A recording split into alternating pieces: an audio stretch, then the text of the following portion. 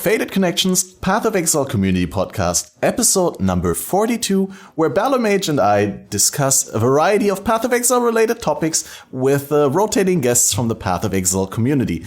Tonight we're joined by no one else than the Faded Expectations podcast host PieByPie and the video/meme creator SlipperyJim. But before we give these guys a chance to introduce themselves, we all want to ask the really pressuring important question. Balor, did you finally promote to silver? I did. Congrats! And then stopped, and then came back to PoE. The return of the BalorMage. Mic drop. Yep. Amazing. We did that and then immediately back to PoE. That's great. Like the next day. Well, in that case, welcome to the podcast, Pie. How do you want to quickly give me an intro and an explanation for your name? How do I pronounce it without saying it wrong? Is it like a mathematical thing, like pi by pi, or No, it's the food. pi squared? It's the food times by the food again. So it's still pi squared, but pi i.e. squared. Yeah, but it's funny whenever I used to, like, if I ever threw a host over to a European streamer, they would always kind of like try to now like say PBP instead of PieByPie. I figured they're just trying to imitate PewDiePie and then try to just fix your name into PewDiePie. Okay, so this has been my handle on the internet in various platforms since 2012 or 2013. And yeah, Pizza's been around a lot longer than that. But before I started streaming and like properly like being online and stuff, and also early into it, if I Googled PieByPie, it would always suggest, do you mean PewDiePie? No. Yep. If I meant PewDiePie, I would have written PewDiePie. Why are you Googling yourself? Because it's good to see, Wait, what do you comes not up. Google yourself? Oh shit, I'm gonna try this. Wait one second. Save It's I mean, good to you want to know how high you're everything ranked. that comes up when you Google yourself is stuff that you've done, or if it's anything that someone else has said. Like for me, it's all my platforms: Twitter, Twitch. Yeah. But don't you have to I have do an it like hub? Sorry. no? Don't you have to do it from like a private net, like from another network than from your IP and from your browser? Because Google already knows you and like gives you different result than it would give for other people.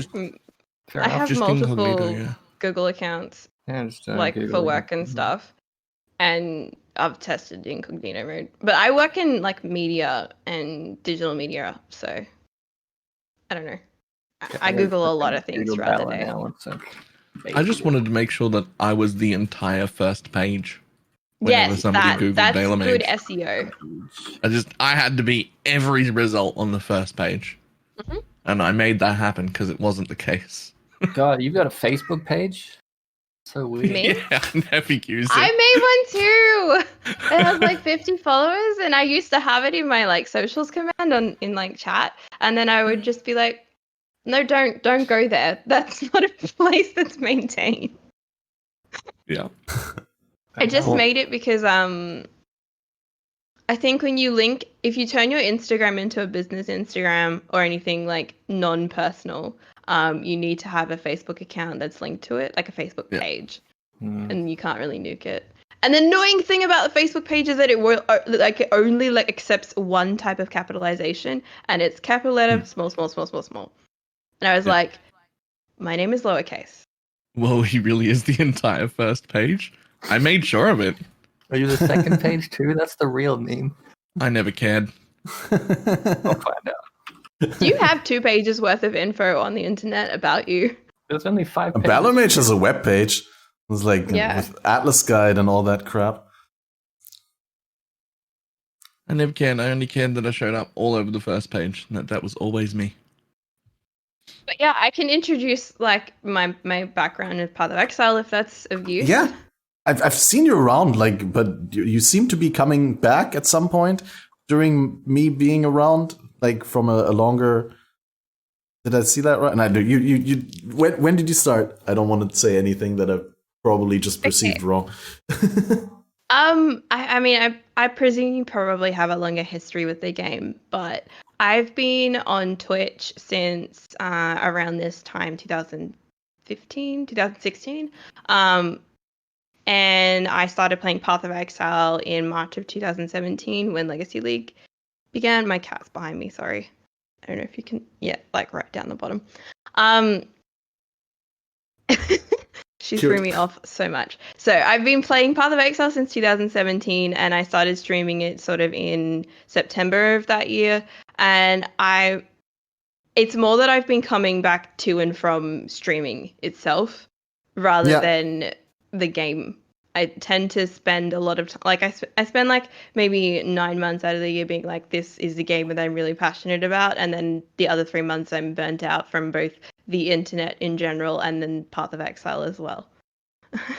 No, but that makes sense because like around September I started delving fully into Path of Exile and into streaming myself, and when I realized you were there, I did see you as an already established streamer, but I didn't realize that you played Path of Exile before. I mean, I had no idea. Community clout. It's okay. I feel like I probably streamed a lot on and off over the years.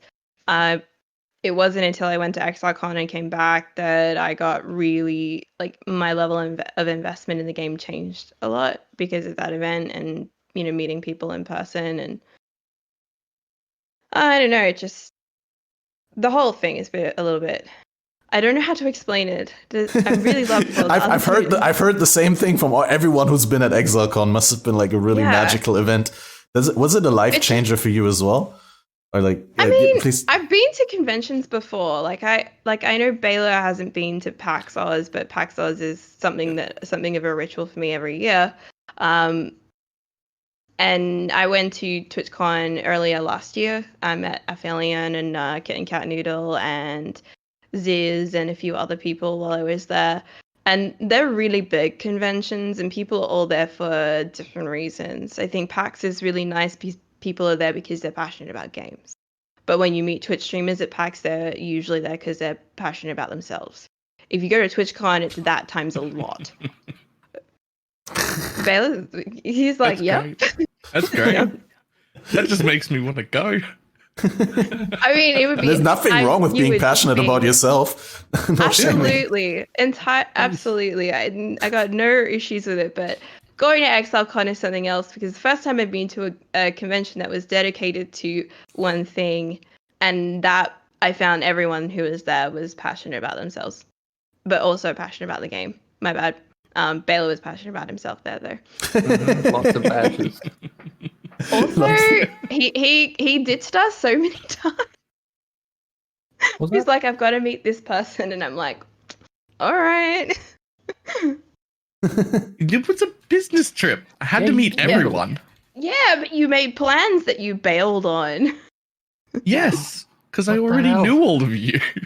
Oh, you just as bad as everyone on Twitch. The harsh reality of networking at events. I cancelled like every plan I had with all of the friends that I went with. All of them, every plan. And then he said, God, I really wish I'd spent more time with you. Well, I did. I wish I had more time. Fucking hilarious. Can you not do like an Australia 10 event? minutes with you. Look, I did a dinner.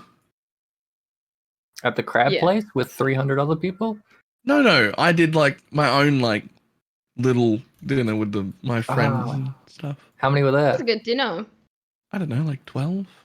I was going to say 12. I was going to make it like the Jesus thing where everyone's on a really long table. I don't know what that's called. Last Supper? It was a little bit like that, but he sat at the end of the table. Yeah. Oh, what a pity. I like to call it the head of the table. But... That is what it's called, isn't it? Of course. Yeah. So life-changing event. Yeah. So, to finish the intro about me, and then we can talk about whatever you guys want. The only other thing that changed was I started Baited Expectations sort of in the middle of this year. So we started working on it around June, July. And the first episode was out at the end of July. And Baited Expectations, if you guys didn't know already, is another Path of Exile podcast with Brittleknee, Kid and Cat Noodle, and Valina as hosts with me. Yeah. We had all of them on here individually, and now we got the entire crew. You made the complete, the last piece in our collection. Yes. The master plan coming together. No, I just felt like a comic villain, like an emo right there, laying out my my master plan. Anyway, SlipperyJim, do you have anything positive to say about BalorMage at ExileCon? Positive about BalorMage. I was gonna say, yeah, we like hung out for about 5 minutes on the floor in a corner. That was good. Yeah, that was the best. Like one of the highlights of the trip was just sitting on the floor tired with everyone. Everyone was just sitting on the floor tired, and I'm like, what the fuck are they doing? I want to hang out on the floor. So I went over the floor and hung out for like 10 minutes, handed out candy, and then left. It was great. Yeah. Was that when they were eating like fish and chips from cones or something, or was that not then? I don't know. ExileCon the was fish weird. and chips in the cone, weren't they like little hors d'oeuvres that were being served at the after party? That was weird. I mean, I missed out on that because they had fish in them. Oh. Yeah, fair. I still think one of the highlight has to be Taki just completely ignoring normal rules. And dragging the chairs? Dragging entire couches around the convention center to make his own little fort area to have everyone sit in. Yeah, that's one I haven't heard before.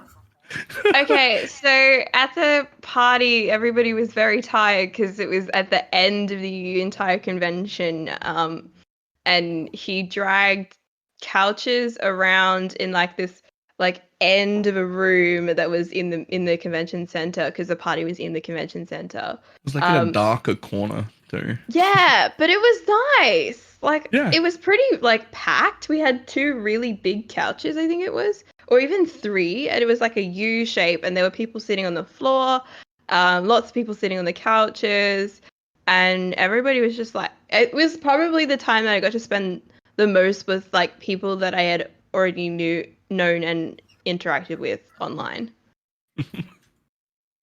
Yeah, I'm SlipperyJim and I do stuff, and Catmaster, you need to come to the next ExileCon so we can have more stories. Whenever I wish, dude. I'm gonna crowdfund the shit out of that, but it's like it's gonna be either buying a small vehicle or going to ExileCon. Yeah. It's going to be a long time before they have people back in New Zealand anyway. It'll be just before PoE 2. Yep. It's good timing. Yeah. Yeah. On that topic, now that we have the perfect segue into PoE, I mean, not to cut off the awesome ExileCon stories, because sure as hell I needed to hear all that behind the scenes stuff, especially because it drags BalorMage into the dirt. But what was your first reaction when you heard that the Path of Exile League 3.13 was going to be delayed? I think that's one of the big topics that we should be covering. It's good. It's good? A good thing. Yeah. I was happy. Was that the initial reaction? Was that the first thing that you said when you saw it? Or was that only something that you said afterwards when you saw the entire reasoning? I'd already been like brick to the face Cyberpunk, and then I'm like, PoE 2? Oh no, what a pity. I'm so sad about the PoE delay, not the Cyberpunk one, I swear. Who cares? If they make it better, it's good. I was happy. I was sad, but I still when is think it even was coming out? A great decision. Sorry. Did you not want to play Cyberpunk? Me? Yeah. I want to play Cyberpunk, but I don't have the attachment and the like the longing for it that lots of people like for the 6 years. Like I got into gaming less than 6 years ago, so True. I don't have this burning Cyberpunk love. Like I'm totally going to play it, and now I have a good opportunity to do so, but I was just going to get to it in my own time. Like, how long did it take for Heist to start feeling good for you? Was it around a month? What? Wait, that's a rough transition, did you like it from the SlipperyJim. beginning? I'm not transitioning. This is on topic because I want an extra month of development for the next league, so the next league can start good instead of feeling good a month in. I honestly think that Heist felt good in the beginning, and now it feels shit. Yep. Yeah, that's fair. I would say it felt better, but there's aspects that felt better about it. There's aspects that feel better about it now.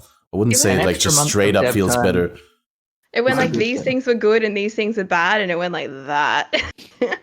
I would say it was a better league at the beginning that just had bugs, and then they fixed the bugs, but also ruined the league at the same time. Yeah. Is it all the rares behind the doors, or is it other things that they fixed that you liked? I liked all the difficulty. I loved the alert level. I hate what they did to alert level. Alert level was what made it a different encounter to... Exactly. It's gone now, and it was like basically the identity of how those encounters functioned. Yeah. If there's a tapping sound, it's my cat playing with a screw that I need to probably confiscate. It's fine. Right, she pushed it Don't be paranoid about it. I didn't even notice it.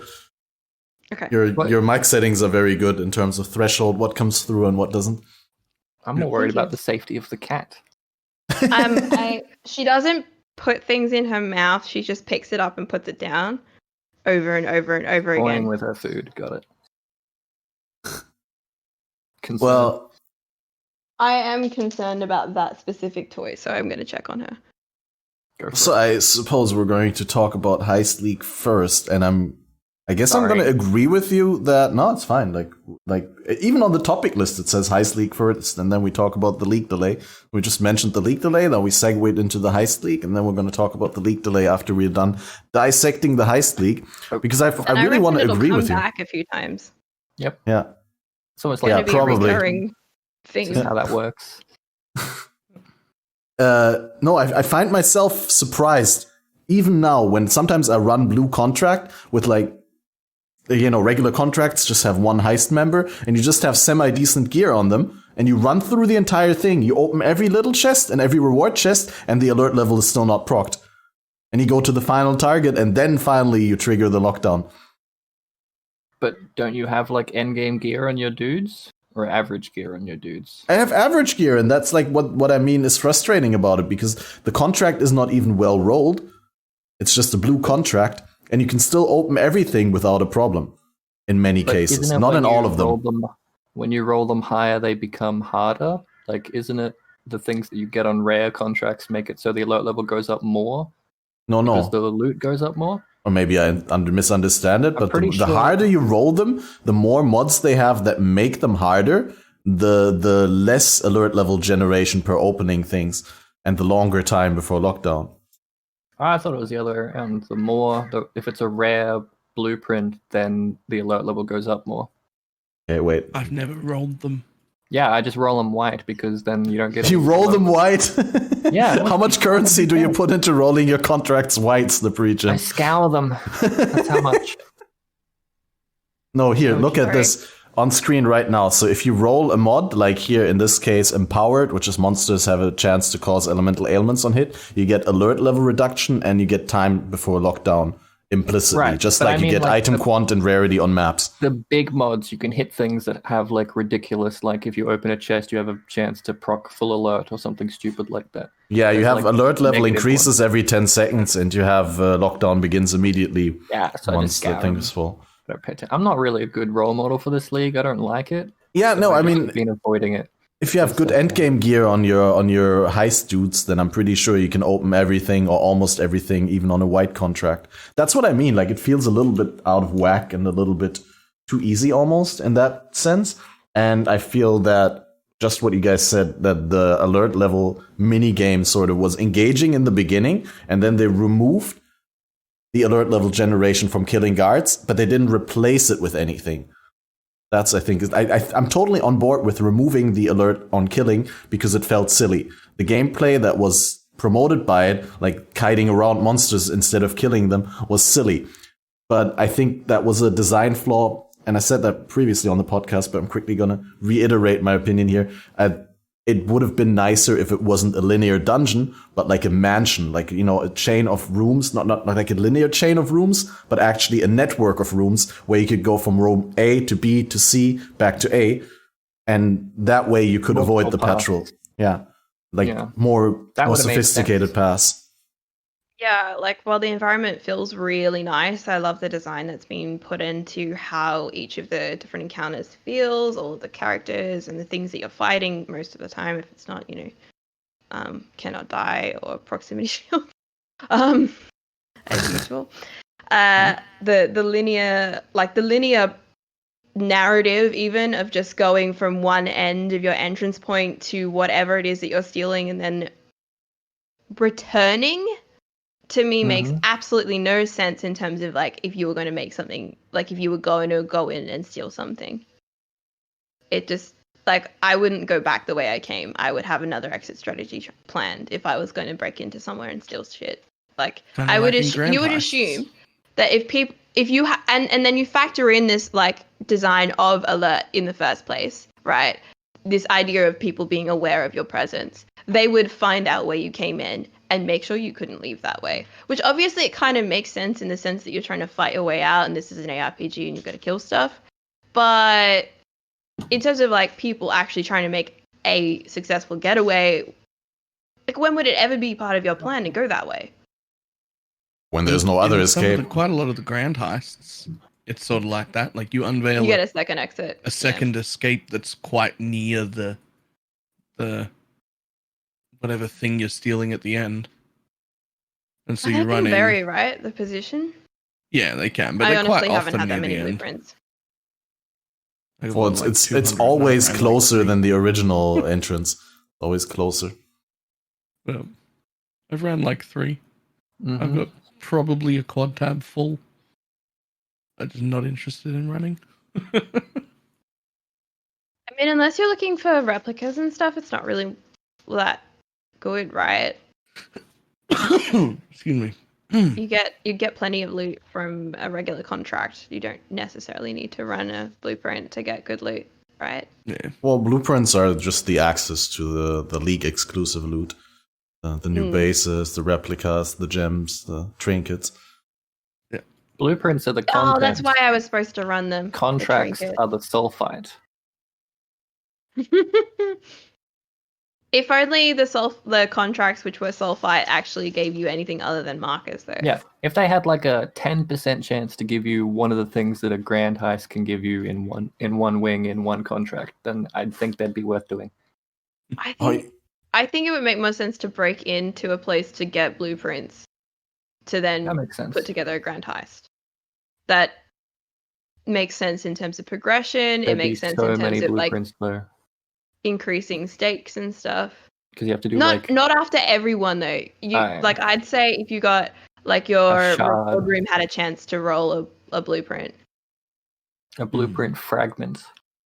You gotta get 20 fragments. Honestly, that's how I understood it from the trailer. I thought that you'd have to put several blueprints together for a grand heist instead of just having one. That's how I understood it from the Chris interview and from the trailer as well. I was picturing, instead of revealing additional rooms at the cost of markers, I was picturing assembling multiple blueprints. Exactly, multiple blueprints of the same layout type would then combine into like one job, basically.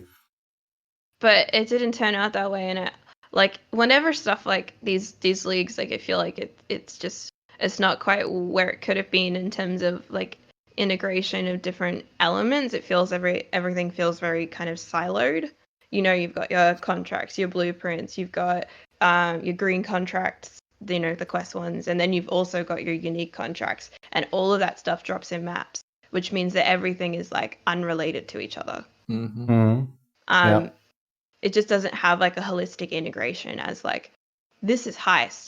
You start here and you end here. It's you start here and you can do one of these 4 things. Do it again, and then you do it a little bit differently, and then a little bit differently, and then we custom design these ones, but we're going to put them in a month later than the first one. So the ones you really want, you're going to have to wait for. BTW, there's 2 missing still, and there's no mention of when they're ever going to come. Wait, what? Nanette's contracts aren't finished. Yeah, if you talk to Noodle about it, she has a whole rant. I think it's in her next video. We talked a little bit about it in Baited yesterday. Yep. Okay. She's mad. She's very mad. I would be mad too. Apparently the voice lines have been data mined as well. There's a whole the entire quest lines make you mad. Like they killed the cat. How could they? Right? That was awkward. They gave it to you as a pet. Yeah. It's like there's a cat dead on the floor. You could carry around a reminder of this thing that died. It's fine. It's yeah. That's weird. I was upset when that happened.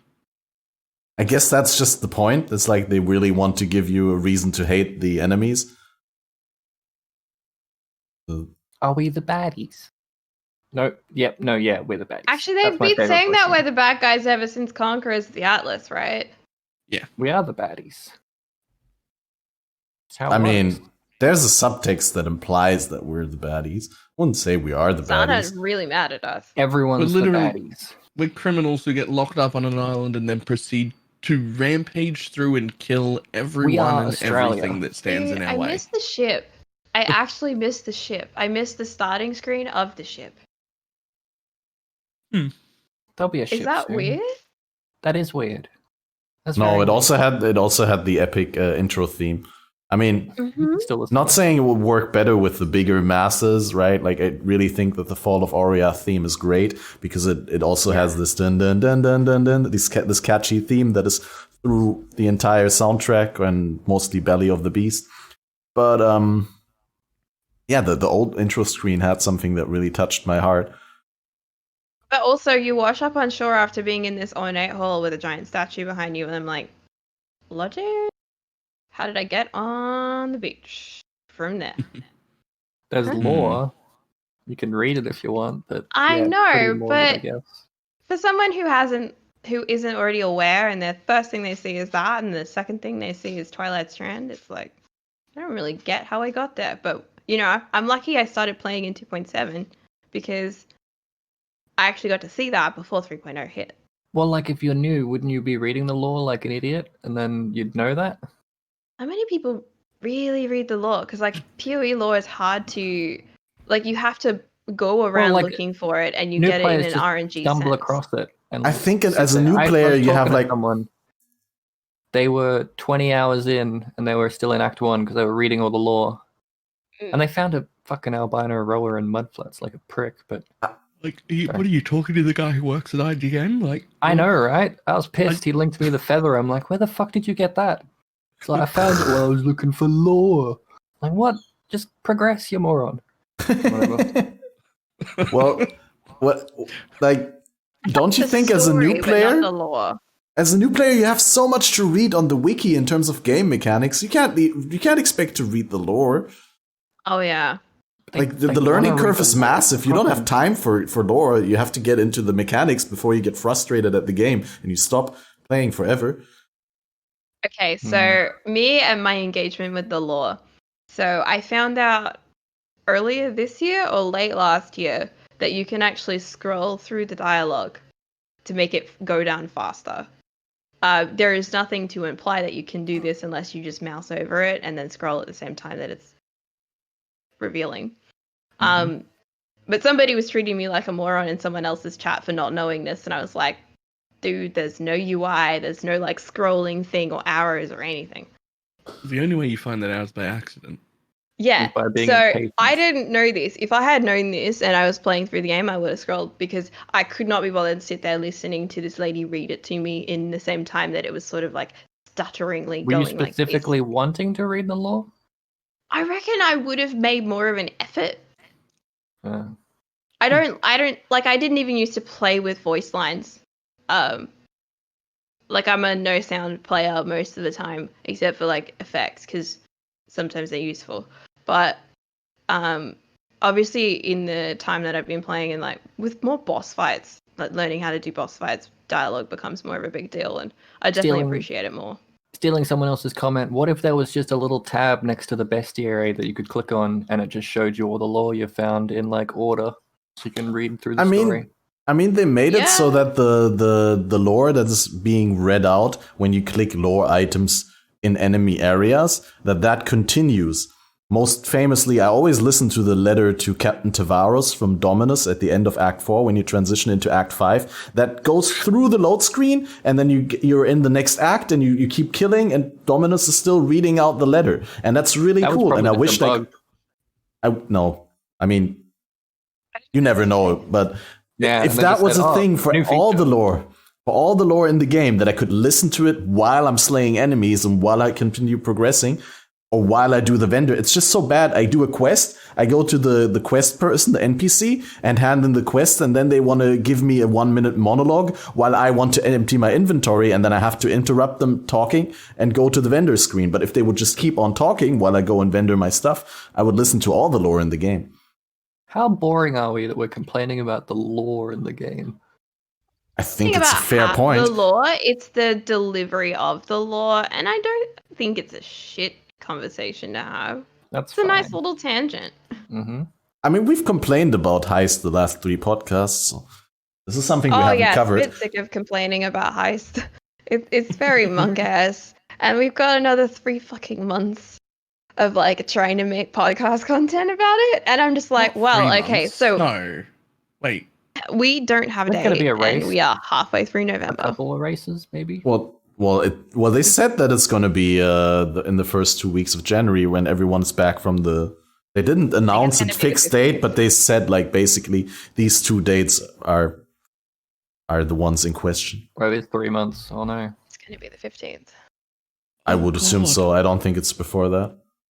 I don't have 3 more months of Heist in me. That's fine. But there's going to be a flashback or even endless stealth. Back to silver or whatever. They literally said endless stealth again. They didn't have to say it. They didn't say that endless stealth. Badger League, I don't have 3 more days of Heist in me. Oh yeah, I'm over it. Without the Badger League, I don't have 3 more days of Heist in me. Like I'm done. I'm burned out. I'm not interested. I got accepted into the Ziz Gauntlet. So that's gonna be ooh, a big. Yeah, fuck it. Maybe I'll just jump straight from this end of the gauntlet. Like I gotta have something. Yeah. The game on its own without some external let's challenge is not fun anymore. This is just a really boring league. Join my league. Screw the Badger one. Join mine. Oh yeah, I heard. So we'll talk about community organized events first, obviously. And the SlipperyJim has done like a project. I heard like someone. You probably give me the first-hand information better, SlipperyJim. But what I heard is that you're leveling to 90 in Blood Aqueducts in HCSSF. Yeah, it's not a project. It's not SSF. It's trade. It's trade. It's hardcore no stashes. Oh, no stash, right? Yeah, but it's a private league. Everything. So it's basically SSF. Is there a no stash button in the setting up of a private league? It just deletes all the stashes, which is great. There's also a no NPC button. What? And no sell and like buy from vendors, NPCs. yeah. No vendors, exactly. That's not what I have the expertise to do that shit, man. But it's just like actual hardcore. Because current hardcore is like baby mode. Because if you can die and then have a full gear set waiting for you, what's the point? So like hardcore no stashes is proper hardcore. Not that I'm gatekeeping something I don't enjoy. Macro? No, why would I do that? Because that's not hardcore. Exactly. So I'm told. Don't use a logout macro. Babies. Bunch of babies play hardcore. But yeah, no. Use logout macro playing softcore. You're a baby. It's also a charity thing. So if you want to join and do money to charity and stuff like that. Don't know how much we've raised, like $3,000 or something. Nice. What's the charity? Me and Laddie, it's Able Gamers. Not Laddie the racer, Laddie the guy that tries to find uniques in hardcore, I think, SSF or something. So not the good Laddie, the bad Laddie. But yeah, raising money, that's fun. That's cool. Yeah, that's my one shout out plug. Come play. There's no one playing anymore because everyone keeps dying and then crying and then quitting. So, but I'm getting to 90 in Blood Aqueduct so I can hand out tabulas to the people that keep dying because they're scrubs. I say on my second character. Wait, where did you die? Arakali. I had the bright idea of lighting myself on fire during the boss fight. I'm like, I can RF this. I couldn't. That's okay. I was watching and they were just like, there are some things that you need to not, like that you have to don't get hit forehead. and one of them is Arakali's beams. Yes, that's exactly what killed me. Not the cross beam, but just like the projectile shooting out the mouth because I didn't have any DPS, so it was like a later phase. There's like so much stuff that people... I play shit builds, so I know of all like the late phases and stuff, but there's so many boss mechanics that people, if they played a shit build, would suddenly realize that bosses are a lot more interesting than they thought. Because they usually just one-shot and move on. I've been playing shit builds for years. There's tons and they're of good things. builds, I just don't have good gear. Oh, I like playing shit builds. They're fun. Sorry, it makes the boss fights a lot more mechanically engaging if you don't play with a good build. Like nowadays, I usually end up playing builds that on a 4-link still phase bosses in like 2 seconds, and so I don't see any mechanics anymore. I used to be terrible at it. I used to be terrible, and I used to play not understand how to make my build do more damage, and so I know all the boss mechanics from when I was playing chip builds. That's fair. I know how to make my build do more damage. I just don't have gear. There's a peacock on the roof. Sorry, I feel like there's an alien breaking into my house or something.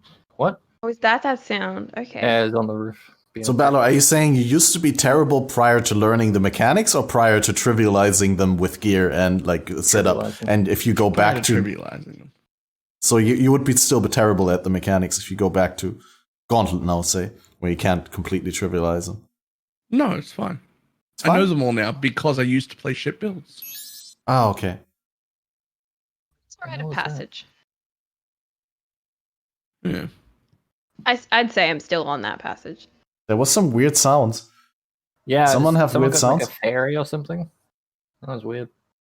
Who knows? Is that a notification or something? Yeah, it doesn't matter. It's in now. Well, is it mine or is it yours? Like, it should be mine. Does it matter? It's I've yours, never heard probably. these sounds before. Someone's got. I think it's Balor again. Because last time I think... Wait. Was it me? Wait, did you hear the swing? A little dingle. Yeah. Oh, okay. Are you selling items in Badger League again? Christmas is early. Yes. Hang on. Let me find the routing and turn that off. Okay, there. You should. Balor always trading during the podcast. It happened right as Cat touched his headphones, so it freaked me out. I assumed it was you. Well, yeah, so everyone go play SlipperyJim's charity league and torture yourself. But most people are playing Badgers. If you guys don't know, this is Badger Gaming, is like a guy who does stream a lot of PoE and also was here on the podcast a couple of times, who also hosts a podcast with Yoji. And Badger organized a private league that's called Robbers versus Cops, Cops versus Robbers, something like that. And basically, people get randomly assigned to one of 2 teams, and then there's a point system in place where in the end, it's determined which team wins. And of course, this encourages a lot of help within the teams. So people, hand each other items and stuff on a bro deal basis. Badger. Balor, are you a Badger or are you a robber or a cop? Robber. Oh. Yeah. And there's Which is hilarious. Robber is like a kid's game, like a chasing game from the schoolyard. Yep, cops are robbers. This I don't know, it's been really weird and fun because there's we've got global channels for your team. Yeah. And then people just give stuff away. I've just been giving stuff away. And people just give stuff away to you if they're on your team. Yeah. It's called friendship. When I've played private leagues, the ones that Taki used to host, the global channels like that, or you get the nice thing was mates rates. It's not mates rates. It's more with everything in softcore trade is always to the price of Exalt, so to the price of Chaos. You don't trade for anything else unless you're trading currency, of course. Mm-hmm. In private league, you can trade for. One of the best currencies is alts. You can sell lots of shit for alts.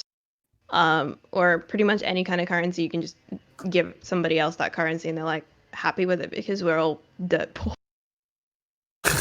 I think in general what you mean is in private leagues, the trades are way more common than to absolutely quantified in Chaos or Exalts, but you'll be able to make very custom trades where I give you my quality tabula for your corrupted pair of gloves that doesn't have good stats but has any weakness on hit or something like that. I don't know. It kind of really reminds me of like the concept of rough trading, or not being part of like traditional capitalist structures where everything is like for this one price. Like, instead of buying things for dollars, you're trading donuts for. Not to hijack, but stashless trade league that we're doing is pretty much you get a really good item and you're like, oh shit, I found a really good item I don't need, and we're stashless. I can't afford to have this. Someone in global give goes, it does away anyone instantly. want an impulsor? And everyone goes, fuck off, we don't want your impulsor. It's like, I vended it, and then that's it. Or someone goes, I've got a shabs. Someone's like, I need a shabs, and then you just get a free shabs. It's great. No, I just gave it to the other guy. We had a guy, but I just freed up 6 slots. We had a guy who his name was like Currency Stash, and he was like hoarding. If you needed something and you weren't online, he'd grab it and hold it for you. And he was like hoarding multiple items for constant. He horrifically died and like ripped everything that everyone needed, and like the economy crumbled. It was beautiful. It was so that's like a nice analogy for the bank system. Yeah. Private leagues are current economy. They create such good opportunities to have like unique experiences with like the entire PoE game. Yeah, very unique dynamics. Another thing about trading I noticed in those private leagues where there no stash or stash was that people pay it forward. Like you would trade and you would expect something back, but you wouldn't expect it immediately. You just give someone something. It's like, hey, if something comes your way that would help my build, just hand it over to me. And then they usually do because. Yeah. I know people who will just be like, I'll bankroll you because at some point you will find gear that will inject into the economy more money, which will then come to me because I've got better gear. Basically that. It's really fascinating. Yeah. And so, Balor, do you know how long the Badger League is? It's 1 week, right? 7 days. Yeah. So it ends right before the Gauntlet event that Zizran is hosting again with massive prizes. Yeah. I wonder, like, they planned that, right? Did they plan that? I wonder. Probably not. Is that avocado toast? Yep. But there's My grandma delivered it. Your grandma's a hero. Mm-hmm. Good that you don't have a green screen. There's like a 2-day break. I have a green screen over there. And I'm like, I think I just played 2 days of League of Legends again. Get into a little bit of the season 11 stuff. Yeah. And then, get back into bronze. Go into the. No, the season's over. I can't drop now. Oh, okay. True. Is there? How does it work in between seasons? When does a new season start? Does it immediately start, or is there like a pre or like a between seasons? They immediately put in like a pre-season, which is all the patches that they've got for that, and like all the changes come in, and then they bug test it for the next few months and change things and fix whatever they want before the season starts. Wait. They bug test before they start? Yeah. There's also a PBE that people have been playing on for like 3 months before they even do the testing of preseason. But yeah. That's something that really... not big enough for that. That was a really big chat, right? Havoc tweeted about it and it became a huge subject of discussion. Again. Well, like, I was really surprised when Chris Wilson gave his big explanation behind postponing the release date of 3.13 in the context of the Cyberpunk postponed release. And I think Chris said something like that he doesn't even know how many leagues made it to the alpha testing realms this year, which I felt like, how can you say something like that in a statement where you think, I mean, it's blatantly honest, maybe, and that's great. That's what I appreciate Chris for. But like, if I was in his position, I would have lied about it. I would have not said, I don't know. I would not said, I believe. Something like that. I would have just looked it up. Yeah, it was, I believe only one of our, only one league made it to the full, was fully playable in alpha. Yeah, basically. And then people took that to mean that all the other leagues were considered unplayable when they released, which...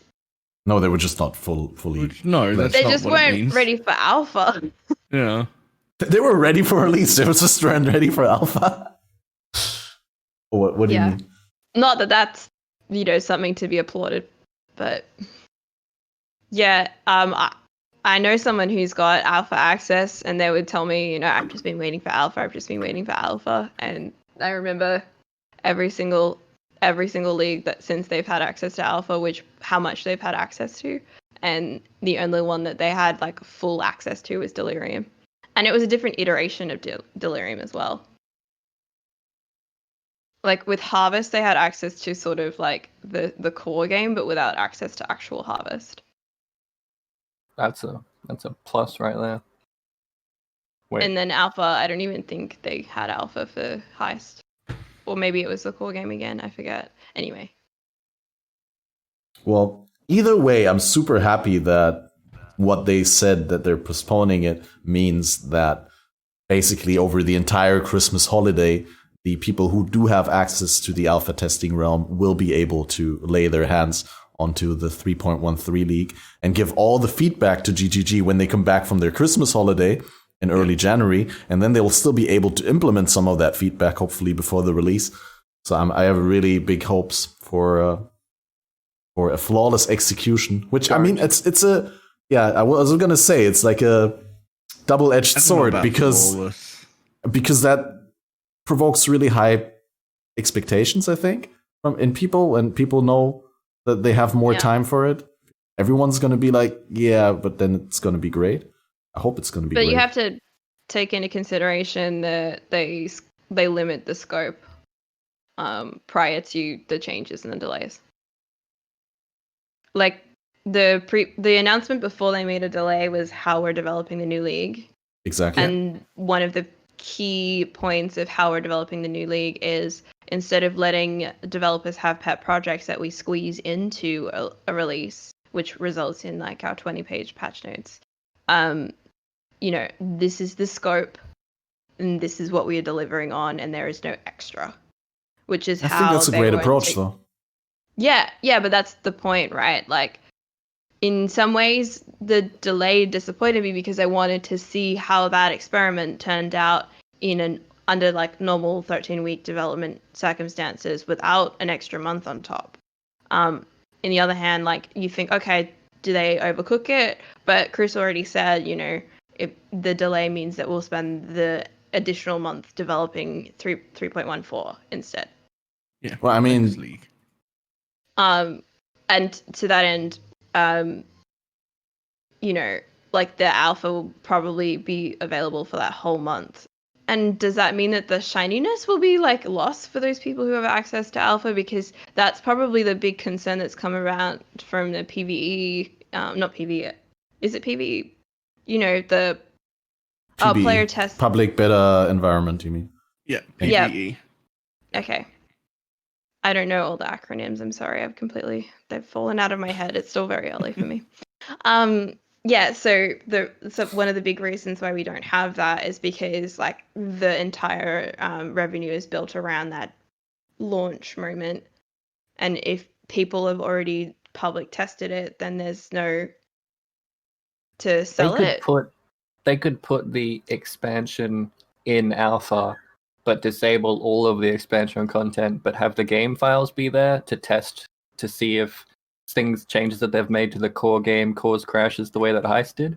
So alpha could literally just be standard, but with data mineable content. And if you data mine it, you're going to get kicked out of alpha to test. Yeah, if you leak anything, you get kicked out of alpha. Not necessarily going to be all the content, but yeah, I could see like the people who do play it, their league starts ruined, I guess, if you're going into it blind. Yeah, it's not going to be the whole thing. And does anyone know how much you're there for a reason, and I guess you're dealing with it?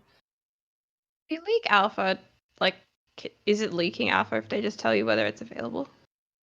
No, I mean leaking alpha in the sense of like if they add get like someone in trouble. database content. So. I don't know. Fine. Okay, thanks. Does anyone know how many people have access to alpha? I believe that it's a very small number of people that have access, like less than 100 people in total. Everyone what I wonder Catmaster. is there what I wonder is there a change like to how they manage alpha, because historically it's been not a well handled process anyway. Like they've been critical of it in the past. And it's more around communication with who's involved in it and knowing when changes have occurred so they can test them and things like that. So like you can give feedback and not hear about like whether your feedback's been implemented, but then just see it in game eventually if the alpha works out properly. If it doesn't work out, if it doesn't even happen, then you can't test it at all.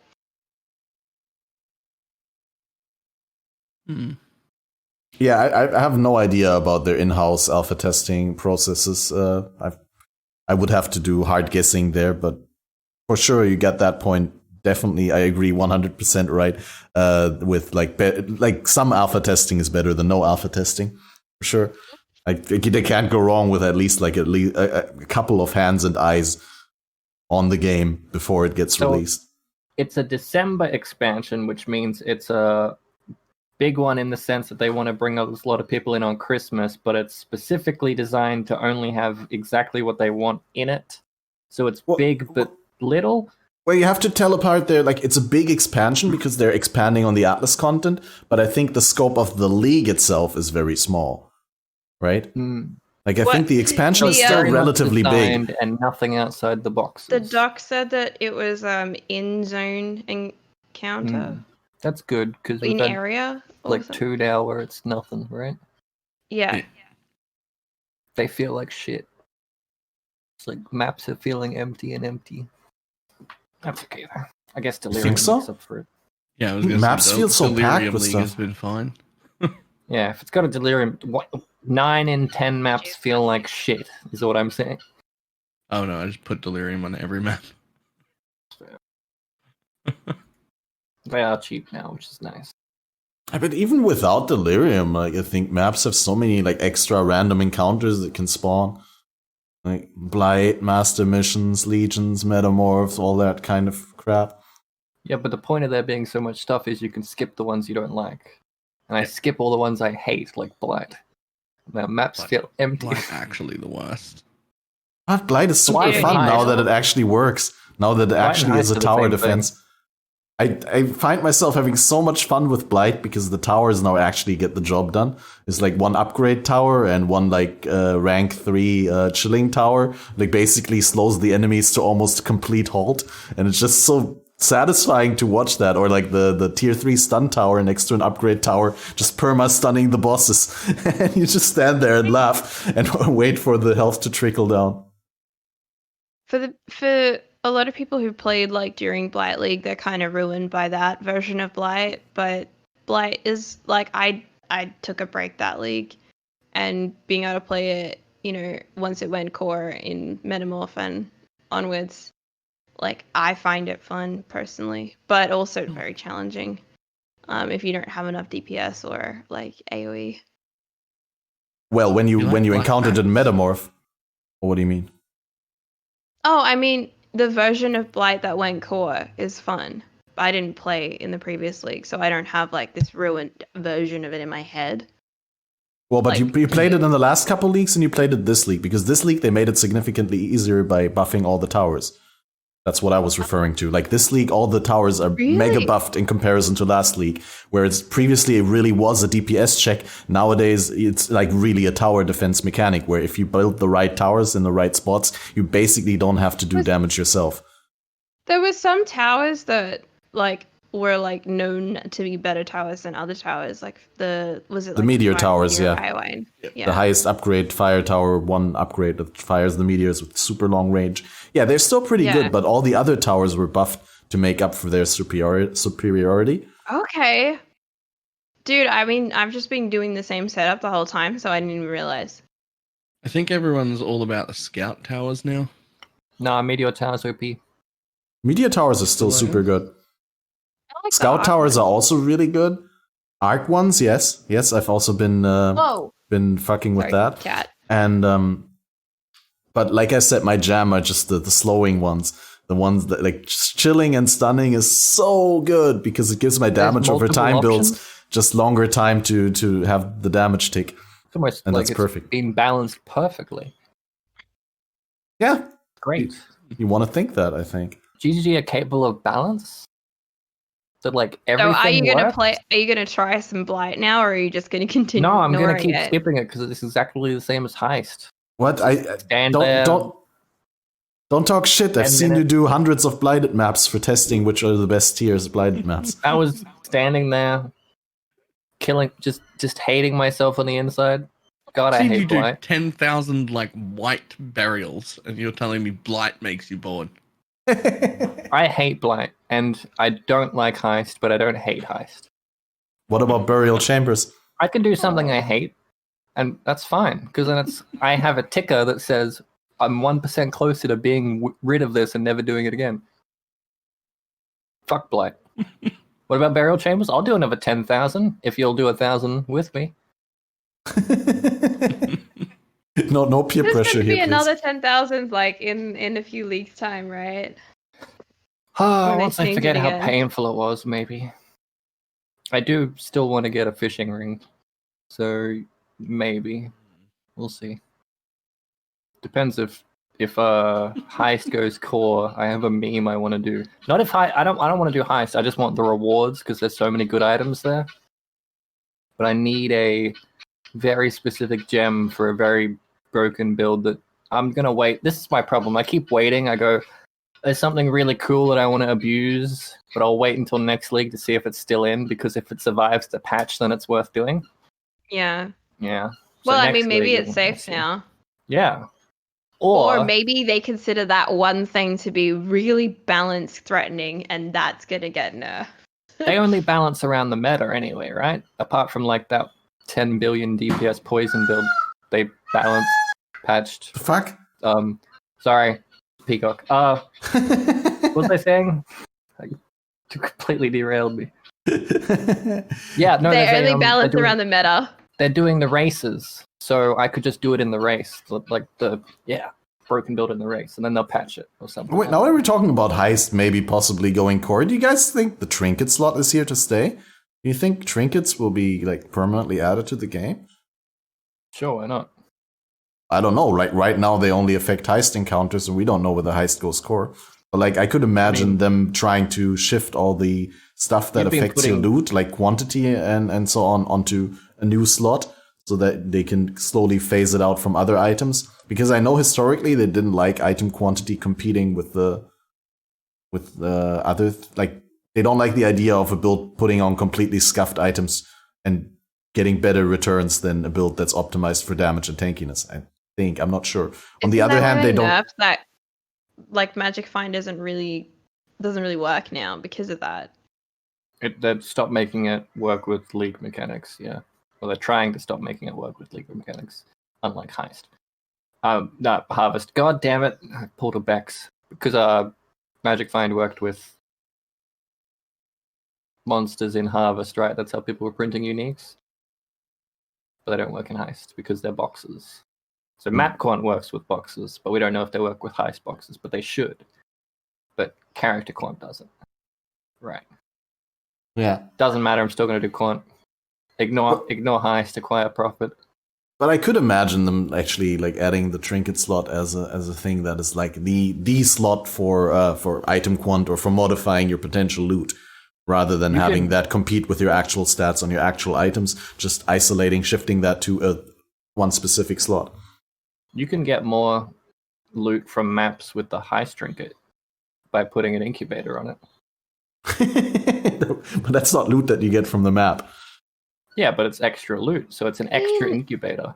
Yeah, it's for sure. Loot from Heist, run with Vendiri. Yep.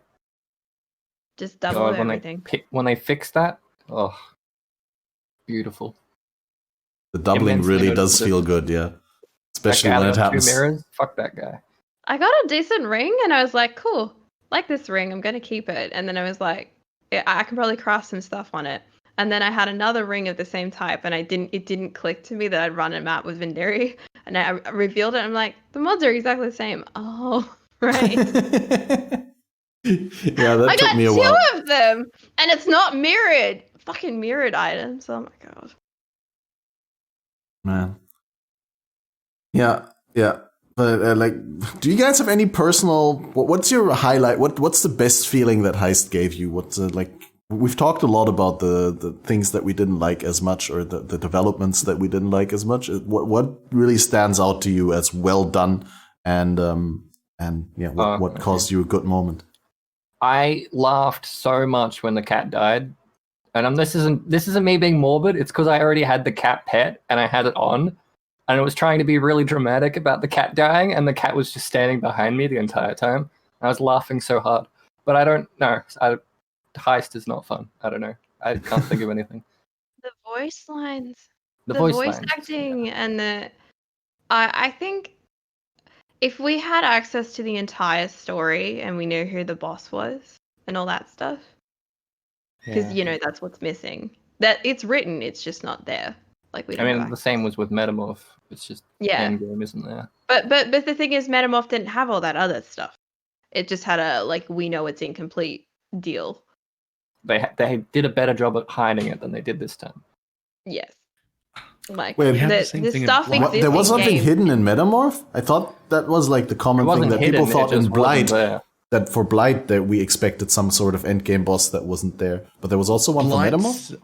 Blight had voice lines that set us up for endgame Blight boss that didn't exist. So did Metamorph. It had if you go into the lab and you kill the Metamorph in the lab, he would say brilliant, and then what he would say sort of made you think that there was you were either done or there was something else coming. And what if instead of when they make a league go core, they vanish a league like Harvest, it goes core. What if instead of them making it shitter and harder to find, they put the endgame boss in? That'd be fun, because then it's new and motivates you to actually fucking play the content you hate. You know? Oh, Ashabi. I mean Ashabi. No. I heard that was a shit fight. I mean, yeah, make it better. I mean, when they went, okay, we're going to put Metamorph core. What if they went, okay, we put Metamorph core, but they just don't tell you they also put the endgame boss in. Yeah. And then some guy a month in is like, guys, I just put 5 of these really weird organs in and I got a boss encounter, and everyone calls him a loser like the guy that found Krillson. Everyone assumed he was photoshopping the game. No, I wish that when they took when they vanished Synthesis and then brought it back, that they would bring it back good. They just took the bosses and got rid of everything else. What I want is take Heist out for a month, bring it back, but with all the bosses we're missing. Yeah. Finish it. Take it out, finish it. Don't take it out to the back and shoot it in the head like they did Bestiary and put it down and then make it a 10% chance in maps. Take it out, finish the content, then put it back in at 10%, and I'll love you. I'll love you for it. GGG. Come on. Finish the games. Ugh, it's fine. They won't, because it doesn't make them their fat stacks. They want new stuff, new shinies, so people buy capes and pants and stuff. I wish the feature creep wasn't feature creep and it was people finishing the rest of their project. Content instead. Creep. Yeah. It's finish the content. So this is what's going to happen, that December League is a big league because it's Christmas. It's a defined league because of their new scheduling, and then they cut that and get rid of the endgame content, and this is what we're going to get, the little tiny nubule at the end. It's going to be good, but there'll be more that's hinted in voice lines. Well, it's a January league now. Yeah, good point. So are we looking at? We talked about this, and it was in the comments and stuff. Is it are we doing January, April, July, October? I don't see why not. No. Well, either what? The league after that will get delayed another month. 4 leagues to try and the league after that will get delayed another month, and the league after that will be on time. Again, we had a leap year in 2020. They definitely want to be back on schedule with next Christmas. You can't tell me that they're going to release next Christmas league in January as well. If they do 4-month leagues till next December, that'll be awesome. It won't be awesome. They'll literally miss out on the entire chunk. This one is a 4-month. No, it won't. It won't be awesome. What are you talking about? No, it'll fix their thing. It'll fix their schedule. Just give every league an extra month and then have races at the end. Okay. I'm terrible because this is specifically cutting out an entire chunk of their monetization. They're not going to do that. They're going to cram. The one after January is going to be absolute shit. Listen, I don't want to. And forget about their monetization. I played another game for 2 weeks and I lost half of my money for the entire month. Oh, caring about money. Sorry. Yeah. Hey, I what? lost half my subs by playing a different non-PoE game for 2 weeks. Least you Imagine got caring silver. about paying rent and not being homeless. Wow. You know Sorry. the statement from Chris in like the first paragraph or second paragraph where he's like, the 4 things that we care about, which include revenue. Money. One of them was Twitch views. Yeah. Makes sense. And people are like, Twitch doesn't matter. Twitch doesn't affect this game that much. He would not have said that. It It's really does, marketing. though. Yeah. Yeah, like It's Twitch probably is an most of their excellent. marketing. Yeah. Yeah, I don't know how much Twitch does in terms of getting new players into the game, but it goes a really long way. Twitch streamers and communities keep players engaged. Like people would. It's almost like a secret religious cult or something like that, where like you just peer pressured into staying. Kind of. It's becoming so common. Like, I talked to a doctor in the hospital and he's like, what do you do? I'm like, my hobby is streaming. He's like, oh, what game? I'm like, oh, for fuck's sake. I wanted to say that to get out of this conversation. I was talking to some random person in like a job agency or something, and they're like, oh, what do you do? I'm like, streaming. They're like, oh yeah, what do you stream? I'm like, I'm not giving you anything. Just back away from this. It's becoming... Wait, is that one of everyone those knows about it. employment services that you have? Yeah, God, no. I know, right? Talking to those people is horrible. I'm like, how do they get... I had to explain to one of them what a pyramid scheme was. How What? do you work in No. a job agency and not know what a pyramid scheme is? I'm like, I got one job offer. It was a pyramid scheme. And they literally looked at me and were like, why didn't you accept it? I'm like, excuse Yeah. me? They're Yeah. like, if you get a job offer, you're supposed to accept it. I'm like, it's a fucking job. Do I have to explain It's it? a scam. It's a Ponzi scheme. It's a scam. Uh, I No, you should have was, signed on up my for it.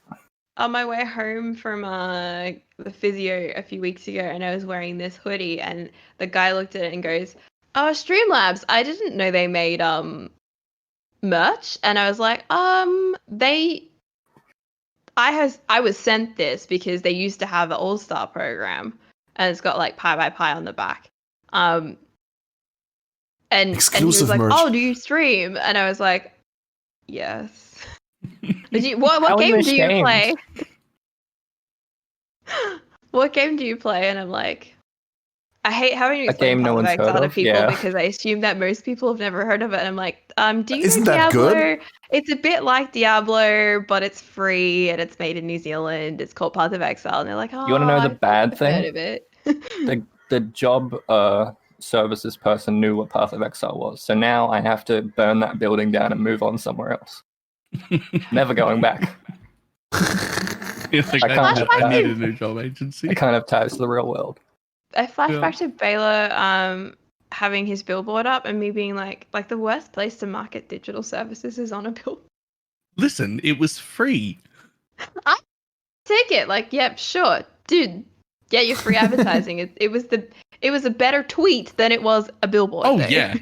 I knew yeah. that the moment they called me up and said you won the thing. I'm like, this is going to get way more traction on Twitter than it ever does on a billboard in real You life. should have linked it to your Facebook page. Let's do it. That's was right. hilarious. Facebook is like one step away from that. Oh, We even used your billboard thing as a placeholder for when your camera didn't work on the podcast because of bandwidth and servers and Yep. stuff. That was glorious. It's great. Now, great. We're you just put like the worst part of the VOD on the stream. I was not gonna say anything about it. I was just silently gonna exchange it against something else. That's just shocking. I'll be back very shortly. I was just going to the bathroom. Yeah, like that's what happens when you just put random sections of WODs on from the guests. Although, used to if it. you want to know about like that little crack in the cupboard, my cat likes to like sleep inside of the drawers. So I was just checking on her. Now it makes a lot more In the sense. drawers of your cupboard. Yeah, she sleeps in my clothes. That makes sense. I keep like shit clothes on the bottom shelf so that like I don't need them and they're not covered in dust and fur. one of them is a very old Twitch hoodie. Humble brag. I don't think it's that old. It's more like it has like lots of balls on it. You know, like the pilling. So I don't like wearing it anymore. You know when the fabric gets like little tiny. Yeah. Can you not use like isn't there like a cloth shaving device? Like a basically like hover over it and then shave off all the balls? You can. Phrasing. I didn't know how else to say it, dude. But yeah. Anyway, we covered the Badger League Cops versus Robbers. We talked a little bit about the Gauntlet, which is the Zizaran and Vero organized Shopify sponsored mega event with huge prize money and like ultra hard mods where a lot of streamers are going to die, especially seeing that there will be no harvest available. So it will be very hard to make gear that is, close to perfect. Unlike in the Heist Gauntlet, Harvest Gauntlet. Dude, Heist and Harvest, both starting with H. And now I fell into the trap as well. I said this when they were like, they hadn't announced Heist, and I went through the alphabet and was like, which letters haven't they made leagues with? And I made a list because there are many letters that they've reused, and it's getting annoying because every time you go into like the Twitch directory and people have the acronym, they're like, the league name and then which league they're in. Like it's like HSC. HSC is like triggering as fuck just for being someone from New South Wales. Our like year 12 certificate thing is called the HSC, the higher school certificate. So seeing HSC over and over and over again is like, it's been 10 years, please. Did you manage to get one? Yeah, I've got one. Oh, good. Nice. I have 2 bachelors. Oh. Not one, but 2. Don't know what I mean. How many masters? They're worthless. Well, I did 1 bachelor. I don't have a master either. My mom was like, you could do a master's, and I was like, do I want to? Could I? Maybe. I'd rather do another bachelor. I think I even have the post-it note with all the letters still like kicking around, and then I came up with like random league names with all the different letters. Like, just send your list to GGG. There was no league that starts with C, as far as I know. Now everyone thinking. And someone said Cataclysm League, and I was like, "Ooh, that sounds cool." I think they were planning to call the league Cataclysm in the past, or at least it's on the list of the metal band names. But for yourself, Pi, are you going to play the Gauntlet event? Because I've seen you pondering in someone else's chat, and you were like, maybe I'll hop onto the Gauntlet. I'm always happy to see people delve into that sort of super overtuned PoE. Last time I played hardcore was partway through Metamorph, I think. And I got like, my goal was to get to level 90. And I was playing in a private league. And I got to 85 and then died to Abaxoth, Abaroth, one of the what are they called? Beyond end of all that is. The guy who has the like Zappy Boys and the Detonate Dead. Because Zappy Boys and Detonate Dead? Like, well, he has a Detonate Dead thing, and there were also like I don't know what it's called, but yeah, it was a tragic death and a sure loss. I was very sad at 85, and I thought that was pretty good. That was like the definite personal best for me, for sure. And then I tried playing hardcore a few times again after that, but couldn't get out of like story, out of the campaign. So I was like, you know what? Let's just turn it up to 20 and do the. I got like into the league. I messaged one of the mods and said, hey, can I get a spot? I'm just gonna have a go. And I just thought, like if nothing else, I'll just have a lot of, rip clips and me raging, and that could be fun. Does anyone have like I think I will give it a go. It is starting at like 2 a.m. Australian time though. Ooh, really? So, like the actual league starts at 2 a.m. or maybe 1 for you. So I'm not going to start when they start. I'll just meander on in because clearly I'm not a racer. I was never going to win anyway. It was Bameth. That death was Bameth. Yeah, Behemoth is the one that does the detonate that. That's why I looked so confused when you said Abaxoth and detonate that, because I'm like, wait, does he have? No, he doesn't. But he could. It was a while ago, and I've repressed it. But it was an excellent death. I think I still have the clip. But it could, in all fairness, be possessed by a Val cultist tormented spirit, which causes random Val skills to go off. So that it could have had Val DD as well, I think. The clip had enough stuff in it, like that I'm going through it, and I've already killed a few Beyond bosses in this one map, which was just packed, like so chockers with people. And I'm in this one area, and I think, you know what, that I should probably call it, right? Like, it's hardcore. I should probably, and I say that, and then not even 20 seconds later, I'm dead. When I was doing the Blood I knew, Aqueduct, like, when you think that, you fucking leave. Yep, just I go. prompted a prophecy that said you'll encounter Behemoth cultists, and I refreshed the zone. I'm like, I'm not fucking dealing with that. It's like, no, thank you. I'm doing exactly what you're doing. I'm just trying to get to level 90. So I'm like, I'm not going into maps. I'm doing as safe as I can. But you just get really ballsy, and you're like, this is fun. I'm just playing. Don't do it. See, that's what I wanted to say. Like, I'm not usually I don't die when I'm scared and when I'm like, okay, this map I should probably bail. But I die when I'm like super confident. When I'm sitting here after like 8 hours of stream and nothing ever happened, my health never went down to below half, and I'm just sitting here, not really pressing my flasks, reading chat, and like super overconfident, like farming red maps without paying much attention to what's happening on the screen. And then that's always when I get punished.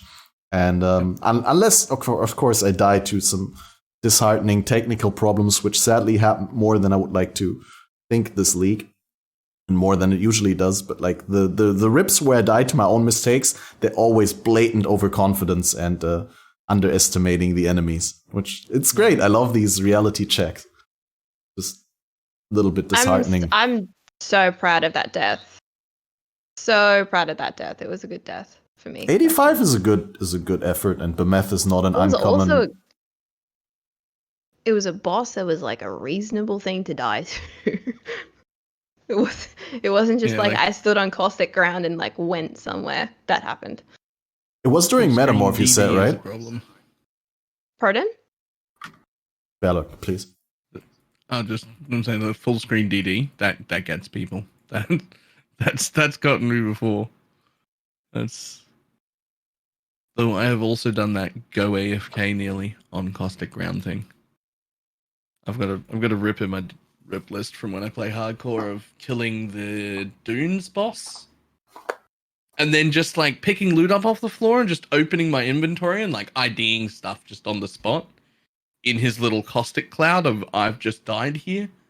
Oh, it's from the zombies that he spawns. Just my health just was some IDing loot, and then just and I'm like, what? There's not even a mob on the screen. I had a good one where I died to Behemoth, and it was in one of those mayhem or turmoil events, and I was playing Elemental Hit as I think it was either Pathfinder or Deadeye. Doesn't really matter for the rip clip. All you have to know is I had an Echoing Shrine, and I was stupid enough to not click it away, even though my main movement skill was Blink Arrow. And so you can already imagine, like, Behemoth spawned, he started casting his DD, right? And I Blink Arrow out, and then Echoing Shrine, Blink Arrow back in, stand in front of Behemoth while his DD goes off in the middle of all the courts. Like, oh shit. I like that. That's a good one. Behemoth is really easy to die to. He's fair to say the scariest one of those. But it did get a lot better. Did get a lot better with him like having a extended cast time and animation for the DD rather than just more or less instantly casting it. And I was wondering, was that already before Metamorph, or was that afterwards that they did that? I think it was before then. Either way, it's a fair thing to die to, but if it was the old version, that was like just almost unavoidable in many scenarios. Because he also curses you with a terrible temp chains. Like super slowing temp chains. I don't know how much curse effect, but it's always painful to have that temp chains on you. Wait. I just scrolled through like all of my clips looking for this rip, and it was the first one. Like it was the top one, as the most number of views. But I found Sounds it. good. I can link it if you want. Sure, thank you. We'll show it on the screen real quick. Oh lord. Guess Heist is basically hardcore with that. Like softcore Heist is basically hardcore in the sense of like dying and losing all your loot. Like all the softcore players get to experience the pain and suffering that is ripping all your X or whatever in a heist. Like without ripping your character, I suppose. That's basically one of my favorite things about the league. Just like Lab, that it introduces like a sort of mini hardcore gauntlet to softcore, where people get a taste of how good it feels to. I mean, it doesn't feel good to lose your stuff, right? Unless you got a time machine, the content is unavailable. Yeah, I don't know, man. I can. Yeah, see I think it. the clip is. Oh, you can see the clip. Okay, that's just me. No, mine says that too. Oh, you said that too. I broke it. Yeah, I know it. You probably just deleted the VOD that the clip referenced. Oh, okay. I think Is that's that how why it it works. says that? I think so. Usually. It's unfortunate, really, with all the DMCA stuff going on, that a lot of clips are not there anymore. I'm happy that I did like two highlight clip reels on my YouTube really early on of like the really old clips, but I've lost a lot of my material as well. I still haven't. But I can see this. Anything. Okay, I took the end off of it, but this works for me. Oh, that works? Okay. Take it. It's a truly excellent death. I'm very proud of it. I personally... Oh, we'll talk about the heist, what I really like again. In a second. Clip's past broadcast has expired and chat replay is no longer available, but the clip works. Okay, wait, great. Screen that. Ooh. That's like me when I see a spider, like right next to me. That's how quickly I get up and run. When you die. Yeah. It's also like Cells is a messy map. Oh. And you're also next to the Massive Shrine. I don't know whether the monsters are still affected by the Massive Shrine when they're dead. Oh, also shock ground from the walker. That's a lot of things coming together there. Yeah. I remember Balor watching this. Yeah. Like, even if you wouldn't have died there, you would have died the moment after, probably. Because, like, when you die, it doesn't even pop up the shock symbol up here, even though you're on shock ground for a moment. Mm-hmm. Or maybe the shock ground happens right after you die. Actually, you die before those things explode and leave shock ground. Anyway, I'm just saying there's plenty of stuff that could have damaged you. Oh, yes. There were so many things wrong with that map. Yeah, it's a electric sit stand desk. They're the best kind. Yeah, I need to get one desperately. That will be my first big thing that I purchased once. So yes, in short, there will be more of that. If I play this gauntlet thing. Are you practicing? Are you in a practice league for it? I'm looking for a softcore practice league with all the gauntlet mods, but it has to be softcore so I can go balls on bosses and test, like, can I do it with like less HP? Can I do it with less damage? I don't know. I know Vel has a practice league, but I don't know if hers is softcore. I think it's hardcore. She's just duped it. I think she just duped the original league. Yeah. I think a lot of people are doing that, but I think the right way to practice Gauntlet is in softcore with just 0 death ambitions. But it's like... Yeah, that is clever. Because otherwise I'll play too safe, and when I play too safe, then I don't learn anything about the bosses and stuff. Yeah. And like, what really matters for me in my early game practice is optimizing how much time I spent leading up to certain peak points in the game story, right? Like, personally, I think Weaver in Act 2 is really bad in Gauntlet. For those people who are unaware, is like Gauntlet has additional projectiles, and anything that shoots projectiles that has like an AoE can overlap, or a lot of things can, and Weaver's spider mortar projectile, or whatever it's called, is terribly painful, and I think you can almost not outlevel and outgear it. Like, even if you level to level 20, you're likely gonna get one shot by Weaver if you tank that. So the only real strat there is either to kill Weaver before she can do anything, or to basically reposition whenever you see her do the animation for the thing.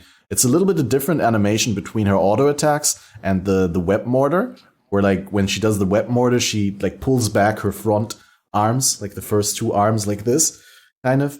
But it's so hard for me to tell the difference between the animations. It's just whenever she starts an animation, I'll just jump behind her so that if it's the web throw, the mortar projectile, that I'm safe. I couldn't out damage her spawning little spiders. She was out DPS. Like I couldn't get the hits on her because she was blocking the projectiles of little spiders, and then she was summoning them faster than I could kill them, and I was just getting overwhelmed. What's your build? I don't even know, man. That build did not survive. It was a character and it had some skills. Yeah, probably arrows, bows, terrible choices. Toxic Rain would be decent, I think, at that point. I don't make decent choices in leveling. Ah, fair enough. That would make the game too easy, right? Yeah. Wouldn't be truly Go play ethical. shit builds. Wait. How close are you fighting Arakali? Because I always try to keep on top of her. Like, as much as possible. Me? Or Catmaster. Anyone, really. I was talking about Weaver. She kicked my ass. Oh, yeah. Oh, yeah, I talked about the Act 2 spider. Arakali is also scary. She also has projectiles that can overlap, so that... I'm getting my big spider mamas confused. I'm sorry. They're both scary. But by far the most scary, in my opinion, is Act 9 Depraved Trinity boss, because the zoning in that tiny arena is just insane with the projectiles. The Scorpion's like more of a problem than their boss in a lot of the cases. In a regular league, yes. In Gauntlet, the boss with the ball lightnings that stay in positions, it's a triple projectile. They cover way more area. And then she also throws like a mortar of projectiles that pretty much, I think, one-shots you if all three hit you. So you also have to dash back and forth, and it's just there's not a lot of space. But the Scorpions are super scary. A lot of racers, even in like regular unmodded leagues, bring Smoke Mine just to leave smoke clouds everywhere so that the Scorpions have their hit chance halved. Okay. Yes. Understood about Weaver. I do stand in Arakali's face, though, and get shotgunned in the face by purple stuff. It's the best. Yeah. Mm-hmm. Yeah, that's fun. She's pretty. I can see why Silk likes her. I'm sorry. Are you sure you're Australian? Okay. I'm fine with spiders. Oh, yeah. At least virtual spiders. We banned that Peppa Pig episode. What? There's a banned Peppa Pig episode. My niece was watching it on TV, and I'm like, how did you find this episode? This is banned in Australia because it's Peppa Pig making friends with a spider or something. It teaches kids that spiders are friendly and you don't worry about them. Nothing to be scared about. In Australia, kids run up to spiders getting bit. Like idiots. Yeah, sticking their hands in places and then getting bit by a funnel web or something. Yeah. Smart. Dude, Yeah. Hey, Catmaster, have you seen Bluey? What? This is completely unrelated to anything. Have you seen Bluey? What's Bluey? It's taking the world by storm. I'm not. Don't even Google it. I'll just tell you. Eventually, at some point in your life, you're going to see this cartoon called Bluey, and it's going to change your life. All right, I'm looking forward to it. And then when it happens, I'm going to directly contact you, and I'll tell you thank you for the head start. Have you seen it, PieByPie? Yeah. I've never. You can't get through life without seeing Bluey. It's so fucking good. Never even heard of it. No idea what you're talking about. It's going to happen. I feel like if anyone can avoid it, it might be Balor. It'll get you. Now that I've said it, there'll be like Google ads because it's listening to everything you say. Yeah, true. There'll be a Bluey ad on my Twitch. Probably. Dude, if I get a Bluey sponsorship, I'd do it. I am not PG, but I will try. Bluey's a kid's show, by the way. It's so all right. I'll check it out. Is it like SpongeBob? SpongeBob, I think, would be less of a kid's show. Adults find it entertaining. You don't find it entertaining? I mean, like, there's two. Like, I don't find Dora the Explorer entertaining, but SpongeBob, I can go back and watch. Did that movie come out? I'm gonna stop derailing. Wasn't there a Dora the Explorer movie where she had a machete? Didn't you just say we're gonna There stop? was like a Dora the Explorer I'm stopping. live-action film that Yeah, got that's made. the one. Did that come out? Probably. A Dude, I live gotta find action. that. Dude, yeah, it looks. The trailer looks so good. It's just like Yeah, it cuts actually to the does right, look and it's like good, didn't Dora's it? got a machete, and it's just Dora like beating the shit out of the jungle. I gotta find this, see if it's on Netflix. One second. Oh Well, god. You do your PoE stuff. Sorry. Well, basically, we'll have we got to sum it up again. The private events, we got Badges League currently going on. Definitely tune into that. We got the Gauntlet coming up next weekend that most of us are going to sink the teeth in and die horribly in. And then we also, like those events we would have had regardless. These are community organized events that were planned for the league regardless. But because GGG is postponing the 3.13 release, we'll also be getting a GGG organized event during Christmas, where they haven't really given us any details other than that's going to be one of a similar event to what they did in the past, where it's either a flashback or like a, mayhem, turmoil kind of thing. They also threw around the term endless delve for no good reason again. So I assume that there is a good reason, but they did, yeah.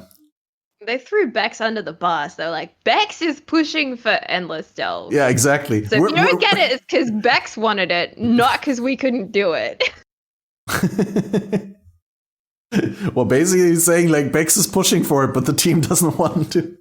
That'd have to be we like need- Void yeah. or something, right? Yeah, it was more like Bex threw everyone else under the bus. Yeah. Oh yeah, but Chris said it. Like that's like Chris didn't write the doc. Yeah, Unless ooh, conspiracy theory. What if Chris wrote it and then Bex put that bit in?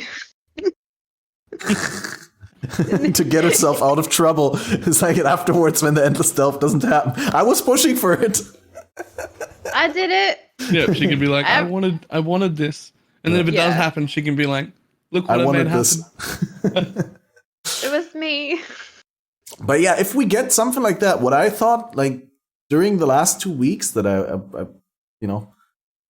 during which we didn't have a podcast, and I was thinking for myself a little bit with my stream community, I was thinking, how cool would it be if we get endless delve, endless heist, where you get the contracts and the markers from delve, and then you go heist, and instead of getting coins from the heists, or on top of getting the coins, you get sulfite at an equal value. So like you steal the heist target and you get rope markers and you get sulfite back for it. How you do get you like want it 13. to be endless delve? Like endless delve for me is instead of washing up on the beach, you wash up in the delve and you can't get out.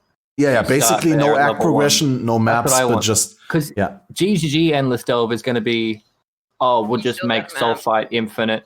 You still have to get to like Act 4 or whatever. Maps still exist. That's if we do get it, that's what's going to happen. It's not going to be No, that you would rock be up. terrible. Like, Changing it to start in the delve is going to be so much more difficult than just going sulfite infinite done. yeah, but like theoretically, you could start in the delve. Like in Delve League, we had access to the delve straight away, didn't we? Or like Yeah. not from Twilight Strand, but maybe from I Coast just or want something. just From put Coast, us yeah. in there with like our shitty white weapon and 2 skill gems and said go. Like Yeah, there's finding more skill than enough gems in loot. delve is difficult. Yeah, make it hard. But the Yeah. issue, I think the issue they run into is like the infrastructure of how you make a character, like with the access to passive points, etc. Yeah. the lab Not trials doable and outside of lab. Delve. But they could Screw they lab, could make it Start with doable a in there. PvP character. Because PvP Delve characters but like up? level 27 or something. Yeah. Delve, but Delve but boats? up to the sky. Velvet boats. No. Okay, so Noodle Delve said in but chat you both, have to yeah. fight your way to the surface. So you start at the bottom of the mine and you have to. Yeah, exactly. Go You up. start at So- 65,536 and you get insta killed when you get hit. Just replace the Delve map with an ocean and each node can be an island and call it Boat League. It's what everyone wants. Pirate League. Treasure hunting. Wait, Gabby's Fishing. been campaigning for Pirate League for what, years now? I want We'll it. get a pirate league. I mean, there's more than Damn enough it. pirate lore in the game to expand on. Just Yeah, do the GGG thing and replace the floor absolutely. with the water texture. You're halfway there. It doesn't even have to tile good. But yeah, like, yeah, those are all great suggestions for a potential endless delve league. I was like theorizing what else there could be if it wasn't an endless delve, and obviously there's been a fair few calls for Battle Royale to come back. Oh yeah, absolutely. I want that during Christmas, during New Year, or something like that. I feel like that would be awesome to have around Christmas, just like BTW Battle Royale. I'd honestly just be happy with a Mayhem or Turmoil or something. I think we'd be happy with any of those things. I think Vel was saying that she really wants to see like Legacy 2.0. Yep, I like Scarabs. Legacy, but Legacy's like a whole league, not... Legacy's like how you take a league off and only have to do like a third of the work to get the league out so that you can then work on stuff that's not that. So my question is, like, all of the league stuff you can encounter anyway. Like, if you were to do Legacy from the 3.0 series going forward, we've got like 13 leagues to choose from. How would you actually, like, because you'd have to nuke it from core, or do you just like keep it in addition to? You mean adding Legacy to core or what? No. If you were to do Legacy with league stones and everything, where you can like choose which league you were going to interact with, do you like because the core game includes all of these things that have gone core now. How do you actually? League stones are already in the game. They're called scarabs. That's what they were just testing it, and they're like, okay, we see what's broken, we see what's not broken. Let's add this as a scarab and then change it along. They're just the same thing. It's a stone that you add to a map to get a league modifier. What's wrong, Bella? I just don't like it. Yeah. They're already in the game. They already balanced them. Okay. So then why does everybody want to do Legacy League again? Because they want broken shit. Legacy was like printing people. The same reason people want Mayhem. Same reason people want Infinite Delve. No, I don't think it's the same reason. Like Legacy gave access to 4 Legacy items. That was pretty unique, and I don't think they would do that again. Like if they do Legacy with all the old leaks, I don't think they would give you access to Legacy Calms again and stuff like that. Especially how they were seeded. 1,000 life combs heart. Let's go. In the context of nowadays, though, does it seem really that OP? 1,000 life counts? It really doesn't. No, not at all. Think about explodey chests and stuff like that, and giving up a 6 link with counts. Replica Shroud of the Lightless or whatever it's called. Is that the one with 6 sockets? 6 abyssal sockets, yes. Yeah, it's fucking strong as. The birds are awake. It's huge for the helmets. Someone made a habit of fighting with the crows, and now there's a war going on. Some dumb. I kind of want to see that. Is that peacocks versus crows? Well, we have like 2 gangs of magpies, the front gang and the back gang, and I feed both, assuming they were like the same gang. And then turns out I tried to feed them both at the same time once, and they do not like each other. It's bloody bird warfare. Bird bloods and bird crips. And now Nana and Netflix Man have started a war with the crows, and I'm like, don't fuck with crows, man. They're like the smartest birds. And he like, I don't even want to mention it, but like basically desecrated a crow grave, and now just we're fucked. We're so fucked. It's just, if you don't hear from me, the crows got me. Basically. I really like crows. The crow Rona. Like you have to respect them. Yeah, they're great.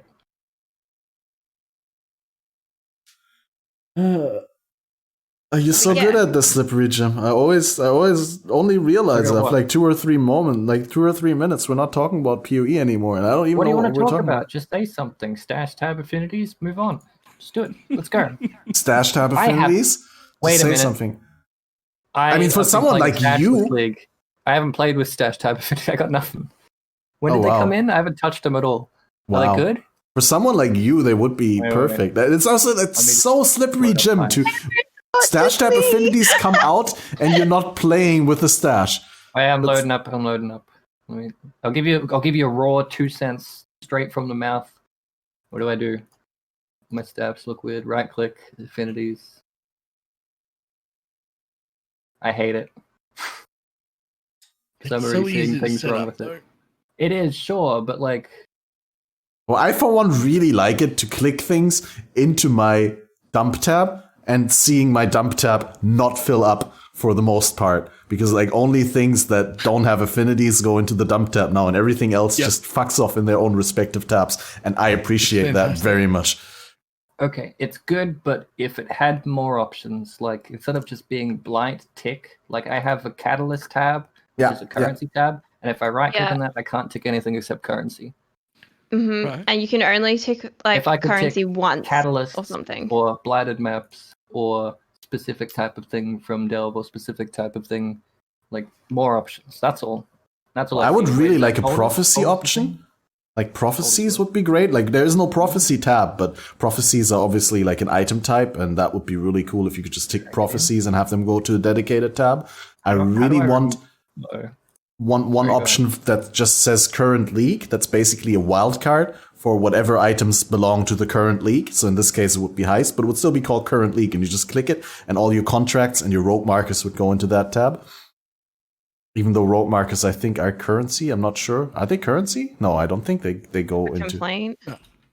Why do they need those awful looking X's next to them?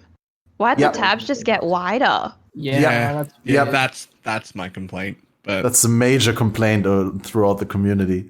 It adds to the name of the tab. I'm glad to know that my finger is to the pulse of the community. Yeah, that's straight on the biggest complaint. If you could, like right where it says affinities, and you can do what you want and tick which one you want. If the little button next to that, it's affinity icon. If you could just click that to toggle the button on and off, that'd be great. But apart from that, it's or fine. like just change the visual indication to something that doesn't change the size of the tab.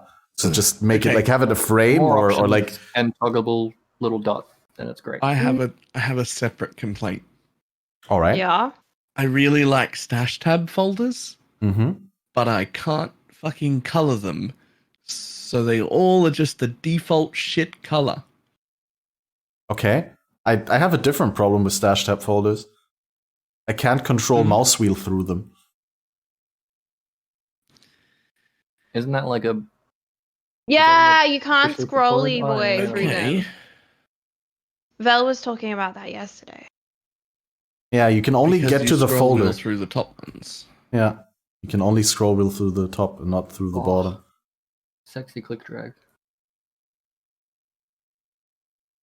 I do like the folders in principle, even though I think that they're a little bit weird because they bypass the need for premium tabs. Like, yeah, you can't color them. That's the downside. But you can use them to make folders for every one of your basic tabs and then give your basic tab folders names. Which is, I mean, I've never understood why you can't change the name of basic tabs to begin with. It's just to set them aside from premium tabs. But that was back in the day before premium tabs had the API functionality. And now I think normal tabs could have name change at least, if not color change. But like, no. I had like a whole color system for my stash tabs. Yeah. And now I've only got 12 tabs on the sidebar, and it looks much neater, but like 5 of them are the default tan color, and it's disgusting, and I don't like it. We were theorizing that if we were to get colors, it would cost us, like we would have to buy premium folders. That's a nice idea, but I don't like that. Because the premium tabs are like the only ones that you can color, and yeah, how about this? Is most people have base tabs. You can't change the color of folders that contain other tabs than premium tabs. If you only put premium tabs into a folder, then the folder inherits the premium status and you can't change the color. But if you only put regular tabs into a folder, you can't. Would that be acceptable? Wait. Oh, your theory crafting. Yeah, okay, I'm down. Like as soon as you put one default standard stash tab into a folder, it would lose its ability. Yeah. That would be fine. Right? Because I'm firmly against the idea of paying extra for premium folders. Because in that case, I will just go back to my old stash management and not use folders. Oh, I don't think that it's going like it. I don't think it should happen. But we were predicting that would happen because it doesn't seem entirely unlikely. Oh yeah, no, I just wanted to make clear that I oppose it. I didn't suppose that you were in favor of that idea. No. In general, though, I'm positively surprised with like all the contradicting information that we had on how the system was going to work. There was a point at which we assumed that it was only going to work with premium tabs and with the dedicated tabs. Yeah. And I'm really happy that, as much as it doesn't really matter for someone with only 4 tabs because they won't be able to set all the affinities because they only have 4 tabs. I mean, you can put more than one affinity on one tab. Probably create more issues than it would solve, but why not just have like a little box that you can put an item in, and then that's the type of item that goes into that tab, the same way that you can like right-click favorited map and then click on a map type. Just go, I want this affinity. So if it's not in the list, you can go like a custom specific thing. Like an eyedropper and like a paint tool, basically. Drop an Azeri fragment in, and then specifically Azeri fragments go there. Or just have a list of everything, because there's not enough stuff. Or just have like an item filter like file that you can load for your stash structure. It looks good like quickly if you're doing quick mapping and you want to have dump tabs, but that's about it. It's not amazing. I mean, it's good. Appreciate it. Thanks. You know how they have that I like thing quality life. More's where better. it inherits the parent league's version of your setup for your stash? Is it going to inherit the affinities, or are you going to have to assign them again? I assume it's going to inherit the affinities. Break everything. We'll see. I assume. I'd also like to point out that it works exactly the way I said it was going to work. When everyone else was questioning it and saying, but it might do this, or you might need only premiums, or you might need this. And I nailed everything from top to bottom perfectly. Well, like, more options. If I would have said how I wanted to be, I would have said what you said. I just think that the way that they communicated, there was contradicting information, and there was room to believe that they were pushing for something that was going to be paid only. I don't have a unique tab. How does that work with it? Basically, all your uniques go in the unique tab, but if you have too many uniques, you just can't put them anywhere unless... You've got to click and pick them up and put them manually in its stash tab. No. If you've already got them in the unique tab, control clicking won't put it away in your dump tab if your unique tab already has that unique. But if you have that tab open and you assign that tab, like, you don't have to assign its affinity. I think you can put it in there. Let me check. Oh, no. But that's something that they can easily fix down the road, that if there's no space in the tab that has the affinity, that it will just go into whatever tab you have selected at the moment. I refused to buy a unique tab for a very long time because I didn't. Same. I don't see the point of a unique tab. Playing only SSF, it's useful I don't see in solo self-found. Yeah, that's what people tell me. I'm playing exclusively solo self-found. I find it the most useless tab out of all because I don't find all uniques, and you can only store 1 copy of each unique. Can the map tab store 100 maps? That'd be great. What's this 72 or 60 bullshit? I want 100 for no valid reason. Come on, give me more. Okay, when we're about mentioning unreasonable stuff, why does the map tab not have search functionality for blighted maps, for elder maps, and for the same reason we don't get blight tags for specific blight? Well, wait, does it, if you tick a blight, does it work affinity wise? That's good. Blight items have affinity. The blight maps go into the blight folder. Yeah. Because they're designed for the blight folder. So if you don't have a blight folder... Dude, the outrage would have been huge if they actually went into the map folder and then you have no search function for blighted maps in the map folder. I thought in the beginning that's... Folder, the map stash is like multiple stashes in one in the way that they've coded it. So when you search for blight, it makes sense that it only shows up on the first tab. It's not like the Heist box where it's coded to work. I can see the frustration, but how they made it, they've basically made a folder earlier than they made these folders, called it a map stash, and then put GUI on it. What? Yeah. But what do you mean? Make a folder, put 5 things in it, put a blight in the first tab, put other garbage in the other tabs, click on the 5th tab, type blight. It doesn't tell you that the first tab has a blighted map in it, because this is how they've made the map stash. It's multiple stashes in a folder with a GUI. Yeah, no, but no. But if you search for other things, it works that way. Like if you search for other things in the map tab other than blighted maps, as far as I remember, like no, it doesn't. There's search functionality for other things for like T6s and stuff like that, but that's because they're like just enabled. Like if you searched for what the blight map is, like let's say you have a blighted grotto, if you search grotto, it'll say here's a grotto. Yeah. But yeah, it's searching for names, not Yeah, basically. In the alt description, if you search alt... Yeah, but blighted is also like in the name of the map, right? Of a blighted map. Do this. If you roll... Yeah, I don't have any blighted maps in there. I'm just saying like the functionality exists for stuff like park, right? Park highlights these specific tiers in which there's park maps. And then it highlights the park thing. And I guess it doesn't highlight if you go blunt lines. Yeah. Yeah, that's what you're right. Yeah, that's a fair point. But that's functionality that should be in there. Just like when, and that's something I have to make a video on, but when they implemented the highlight items down here, where you can go like eye level, right, equals, say, 80, right? It's and it highlights... because I would want to be able to consolidate eye level 81, 82, 83, 84 by just being like greater than 80. And like, I don't know why Boolean operators are not a thing here. Yes, I've been talking about that. I don't know where the larger or smaller sign is, but like here. So the useful way to remember is that it's the side, like, if you want greater than, then you put it like... Crocodile eats the bigger thing. Yep. That. Yeah, no, I know which way you put it, but like, it is not implemented in the slash search functionality, which, GGG, please. I know it's harder than we may think it is, but I know it's doable. Because I can highlight... I can highlight 80, 81, 82, 83 by just typing those separately. But you can combine those search queries. Yeah, you can combine them for me. I don't see why not. Like, there must be a way to do it. Yeah, just greater than would be good. It kind of reminds me of when Chris was on Bayclast for the item discussion a few months ago.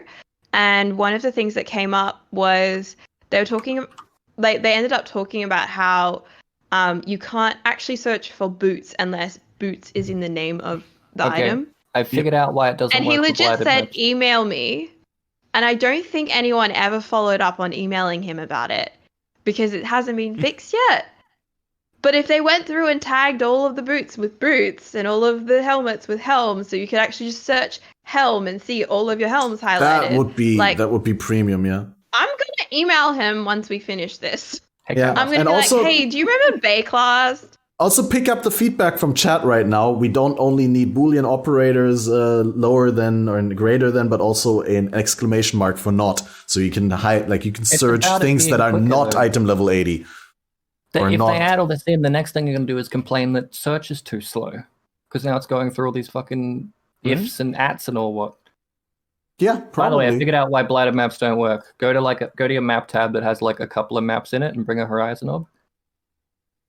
Like if you're in game. And then horizon one of the maps, so I changed my maze map into a layer map and then search layer and you see that your maze area doesn't show up that it's got a layer in it. Because it's not searching for the actual map name, it's saying if it's searching for the category. Map tab has a map in it which is museum. Wait, you can horizon or maps in their specific map tab, mini tab in the map tab. Wow. Yeah. So then if you search layer, it's not going to highlight that there's one in there. So it's like they've just got an if statement toggling on and off, which is good because it's efficient compared to what you're saying with fucking crocodiles and brackets and plus eye level this and that. That'll just slow everything down. It could happen in the background before you even start to search. If you add too many things in, you have to teach people how to use them if they don't already know how to use them. Yeah. Not that GGG is a habit of teaching people how to do a lot of the things they need to know how to do. Yeah, and not that GGG has a habit of not implementing things because they're too complex for people to understand. They just have to put the shit in. It's up to us. We teach people. It's fine. Which's main function is teaching people how to pee. They've already outsourced all of the teaching to the community. Absolutely. We learn, we teach each other. They don't have to do shit. They're just gonna put it in. The help tab actually has some really helpful stuff in it, but I feel like it would have been great if they consulted with us because we've been doing it for a lot longer than they have. I'm sure they consulted someone. Ziggy maybe gave some feedback. Dangyo, etc. But I kind of the help tab came in. Did it come in 3.0 or something? I would assume so, but I can't remember. I remember I was playing for 6 months before it was there, and I was like, it's too late now. I can point a finger on when it started to frustrate me, but not when it was implemented. That was like a couple months later that I started extensively practicing for races and realizing that I essentially have to switch off the tutorials every single time I start a new run and tell the game every time So annoying. that I have to, like, I don't want pop-ups, and you open the mini help index and you say, don't do pop-ups, but then the moment you pick up your first watchstone from the atlas, you get a pop-up explaining you what a watchstone is and where you have to put it. And I'm like, dude, I just switched off all the pop-ups. Just let me disable it. Let me hard disable all the tutorials. Was the Watchstone pop up there in 3.9, or was that after they introduced it? That's a good question. I don't know, but I think just it was noticed there. it now that it's there and that it doesn't get disabled from any pop-up disabling. Yep. Apparently, there's something you can turn off in the config that I know that'll just permanently turn them all off. Wasn't that when we were? I want official Bestiary documentation. I want GGG to tell me, if you don't want that, you can do this. The in Bestiary League, when we had the like giant notifications of like the things being discovered, and we all needed to know how to turn it off. Then That's still a thing, by the way.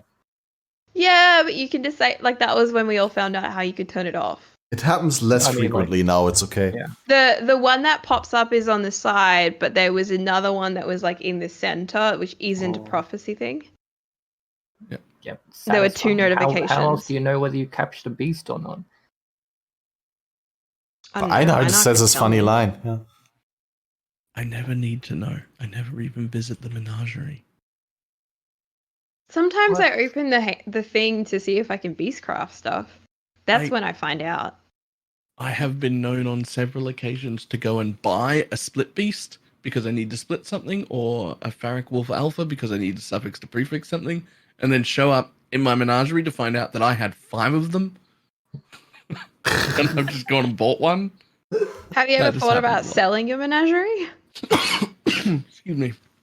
Yeah, pain in the ass, takes too long.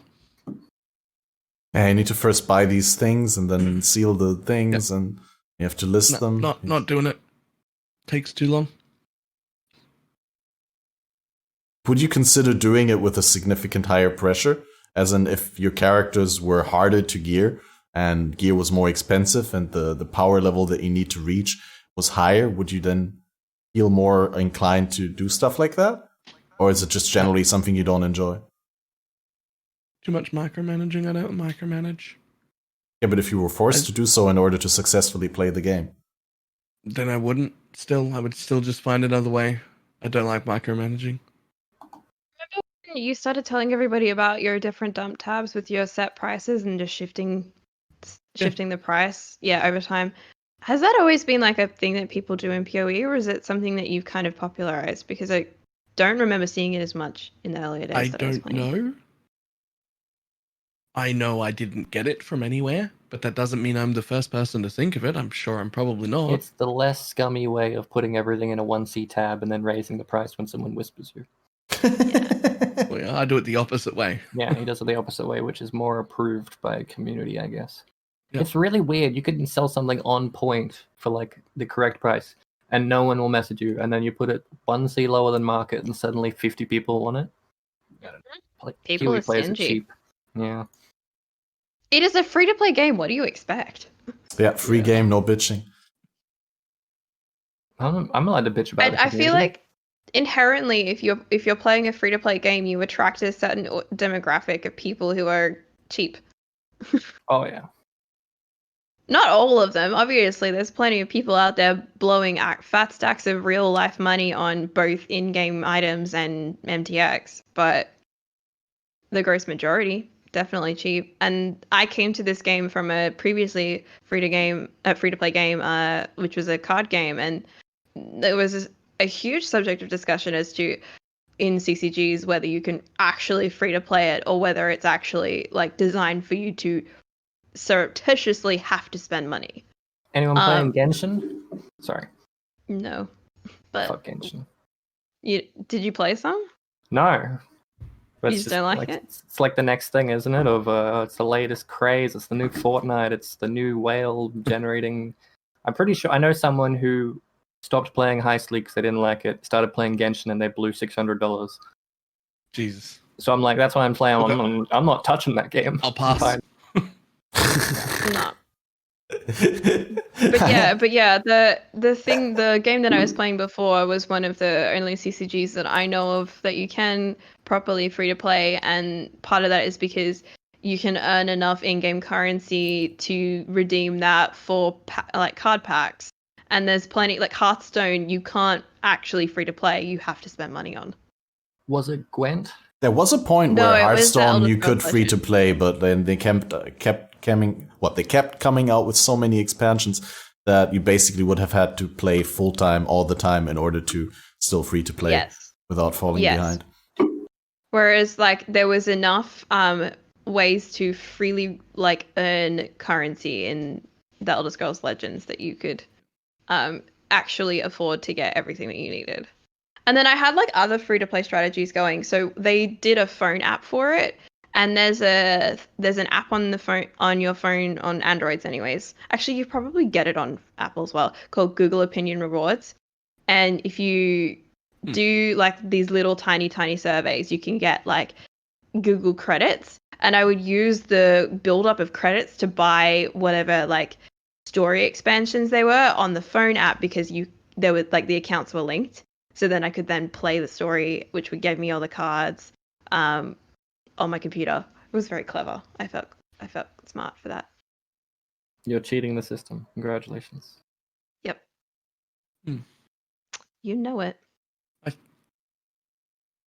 think we're coming pretty close to the end of our time. Do we have other stuff we I need want to to talk hit about before? this bold question that we haven't touched at all. This one, yeah. Which one? Feel free to delve into it. Do you guys think we would get uber serious in I'm always 13? uber serious. Move him. Yes. I mean, like, yes, but at the same time, I don't want it to be like the current serious, but I don't want it to be uber theory treatment of uber serious. Get this. What? It's 4 phases instead of 3, and in a random order, in each individual phase, one of the conquerors comes to fight you at the same fucking time. Yeah, but only one of the two is damageable. Like an Elder and Shaper and Uber Elder, you can only damage one of the two. I want conquerors in the serious fight, please. But I want like a. Isn't it the whole point that he doesn't like them? Just real quick though.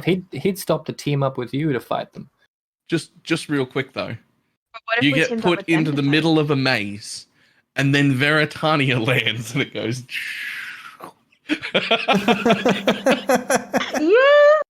That's exactly the kind of stuff that would happen if they were to try and merge those fights. You're like, here's a maze, Veritania swell thing. Exactly. I'd love it if they would take some of the stuff that you get in the final phase of Sirius and like sort of dot it throughout as you're doing the other phases, because it just goes like same with slightly bigger maze, and then boom, here's all the fireworks. Or like one of the things from Cyrus happens in each with of the other ones to teach you the mechanics, so you know it by the time you get there if you're new, instead of just getting eaten by a storm. Yeah. Yeah, Cyrus or whatever can just be the pre-patch fight, you know, with the stairs being there and like him teleporting you from your hideout into the middle of a meteor and shit. Just straight up, it was a better fight when it was first released than it is now. I'm really sad I never played the stair version of the fight. The stair version wasn't better. I think what Balor is referring to is the way that the storms worked. There was an actual strategy thing. It was you were in control. Mm-hmm. Now it's just a boring, repetitive thing. You push the storms around, right? You can push the storms around, right? Well, they chased you around. People were all complaining about, I got trapped, but you trapped yourself. Whereas now, storms just move away from wherever you are. So you can just brute force your way into anywhere. It just doesn't. And like, oh no, I got trapped on the stairs. Well, why did you put him up on the stairs? Because you didn't have to do that. Because things were following you and you were in control. And people just didn't know. I don't want to be in control. I want to be on rails. And then instead, they trapped themselves in areas and then blamed the game design for their mistake. And they did it in such numbers that GGG was like, okay, we'll take all of the difficulty and strategy out of it. And now we've got a really boring fight that everyone complains about. It doesn't make sense. Okay, but the same thing happens every league with every new thing that's difficult. Like, it's not boring if you play a good build.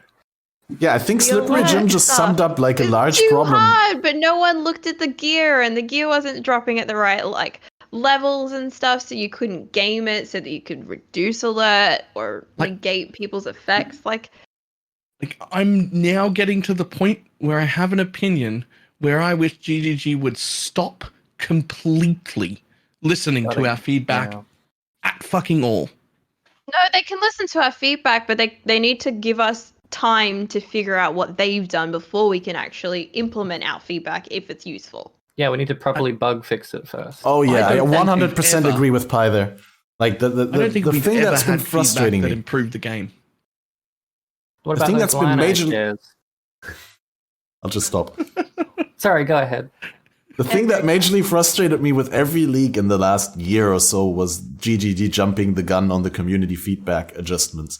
It's like Delirium. In many cases, it was justified. Like with Metamorph, you didn't want to pick up the item samples, like the organ samples for the Metamorph in the map. But I just always think along the lines of, wait, GGG developed this league for 6 weeks. They thought about it thoroughly, how they want to do it. They released the league, and within 2 days of feedback, they just adjusted to the liking of the community rather than, sticking with what they originally had in mind. Like often it's like diametrically opposed. Same with the alert level generation this league. The alert level generation mechanic was balanced around the fact, and the same was the reward level of heists, by the way, balanced around the fact that you could easily fail it because killing monsters would generate alert level. But then they removed that, and they also removed a large majority of the loot that you were able to get in the beginning.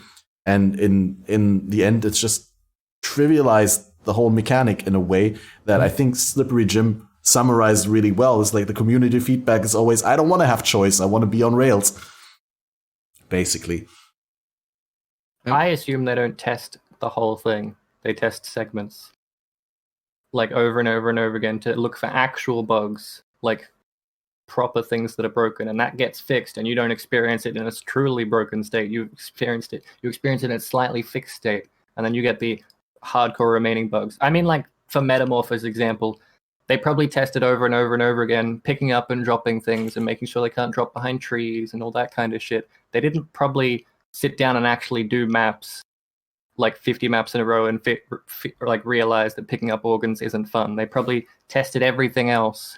That's why patching that out and putting something else in as a quick fix to make people happy is an easy choice compared to their 3 months of game design.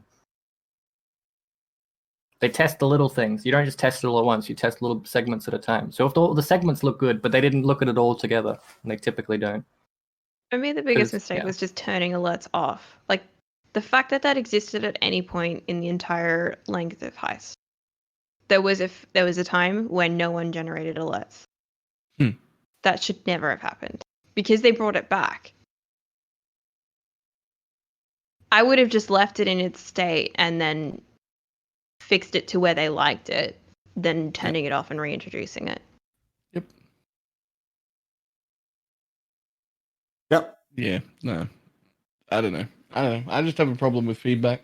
I used to be part of it, and I just think it's shit now. If the Alpha Realm is just players get the whole league and to just try the game, that just to try the core mechanic and see if it's shit or not, because GG apparently doesn't test that, then I say it's a good thing. Because like the beta testers or whatever, the in-game testers are testing their specific thing over and over and over again to see if they can break it. They don't have the time to test the entire thing because they have to play the entire game. So throw that shit to the alpha testers, see if the game's playable or fun, get it back, fix it, and then launch a good day. Launch a nice launch. Bug-free. That's what we're all hoping for. I mean, January. I'm optimistic. Releasing anything. I'm optimistic about this. All these decisions. Free game expansions every 3 months. Crazy. Yeah. Releasing anything bug-free is a dream, though. Like, even if you've got like 1,000 people beta testing something for a month, if you then give it to a few 100,000 people, we're gonna find something. I wouldn't be surprised if someone has already discovered duping with this fucking affinity shit. Oh, you think? It's gonna happen. It's gonna like happen. With what was that? They said that they've Wolfen? already tested. Metamorph was duping as well. There was It kind of reminds me of how the duping worked in in Animal Crossing New Horizons. That's it. Because if you like put something on a table or something, and you, someone else could come into your map and like dupe it, and then you just like. If you both pick it up at the same time, the latency would let you both have it. Yeah. Like a fair system. Also, the reason like there was already like the chests in heists were seeded the same way that those lab chests were seeded a while back. So people that were cheating and reading the code could see which chest dropped them an X. Like the instant they stepped in a heist, they would go, "Oh, this heist only has 2x in it, not 5, not worth running." That's why they nerfed the shit out of the smaller chests early on, because the cheaters were mass printing currency. I didn't even what? know that was a thing that was possible. I think something like that. Isn't that straight against TOS? Like, yeah. Oh yeah. Don't you just directly ban people that who are read out from doing it? Sure, but how would you It's a find free that? game. It's the same. It's a never-ending battle. So to stop it would like they just generic oval nerf, remove the big rewards, put them in the big chests from the little chests. Yeah. Don't open small chests. Not worth. Not anymore. I like the small chests. I think You we're at the end of our little podcast here. We already were trying to end it like a while ago. We'll probably have a heated after discussion. Do it. And, well, thanks everyone for joining. Thanks for the live audience. Thanks for the people watching the VOD. Thanks to the people checking out the podcast on various audio platforms. A special thanks to Pie and SlipperyJim for coming on. Yay. Yay. Check out Pie's podcast on youtube.com/PieByPie, I think. The Baited Expectations. Just Google Baited Expectations. You probably find it instantly because it's either a div card or the podcast, and probably doesn't exist outside of the realm of PoE, really. Mm-hmm. And if you've missed the podcast in the beginning, check out the full VOD on Balor's YouTube. And the next Faded Connections will be in 2 weeks' time, and that's on the 22nd. 21st. Actually, we'll reconfirm that with an announcement. I don't know what else is going on there. We'll have to check with the schedule. But if nothing pressuring is happening, 21st of this month, 9 p.m. GMT as usual. Thank you for listening and have a wonderful weekend and week and everything.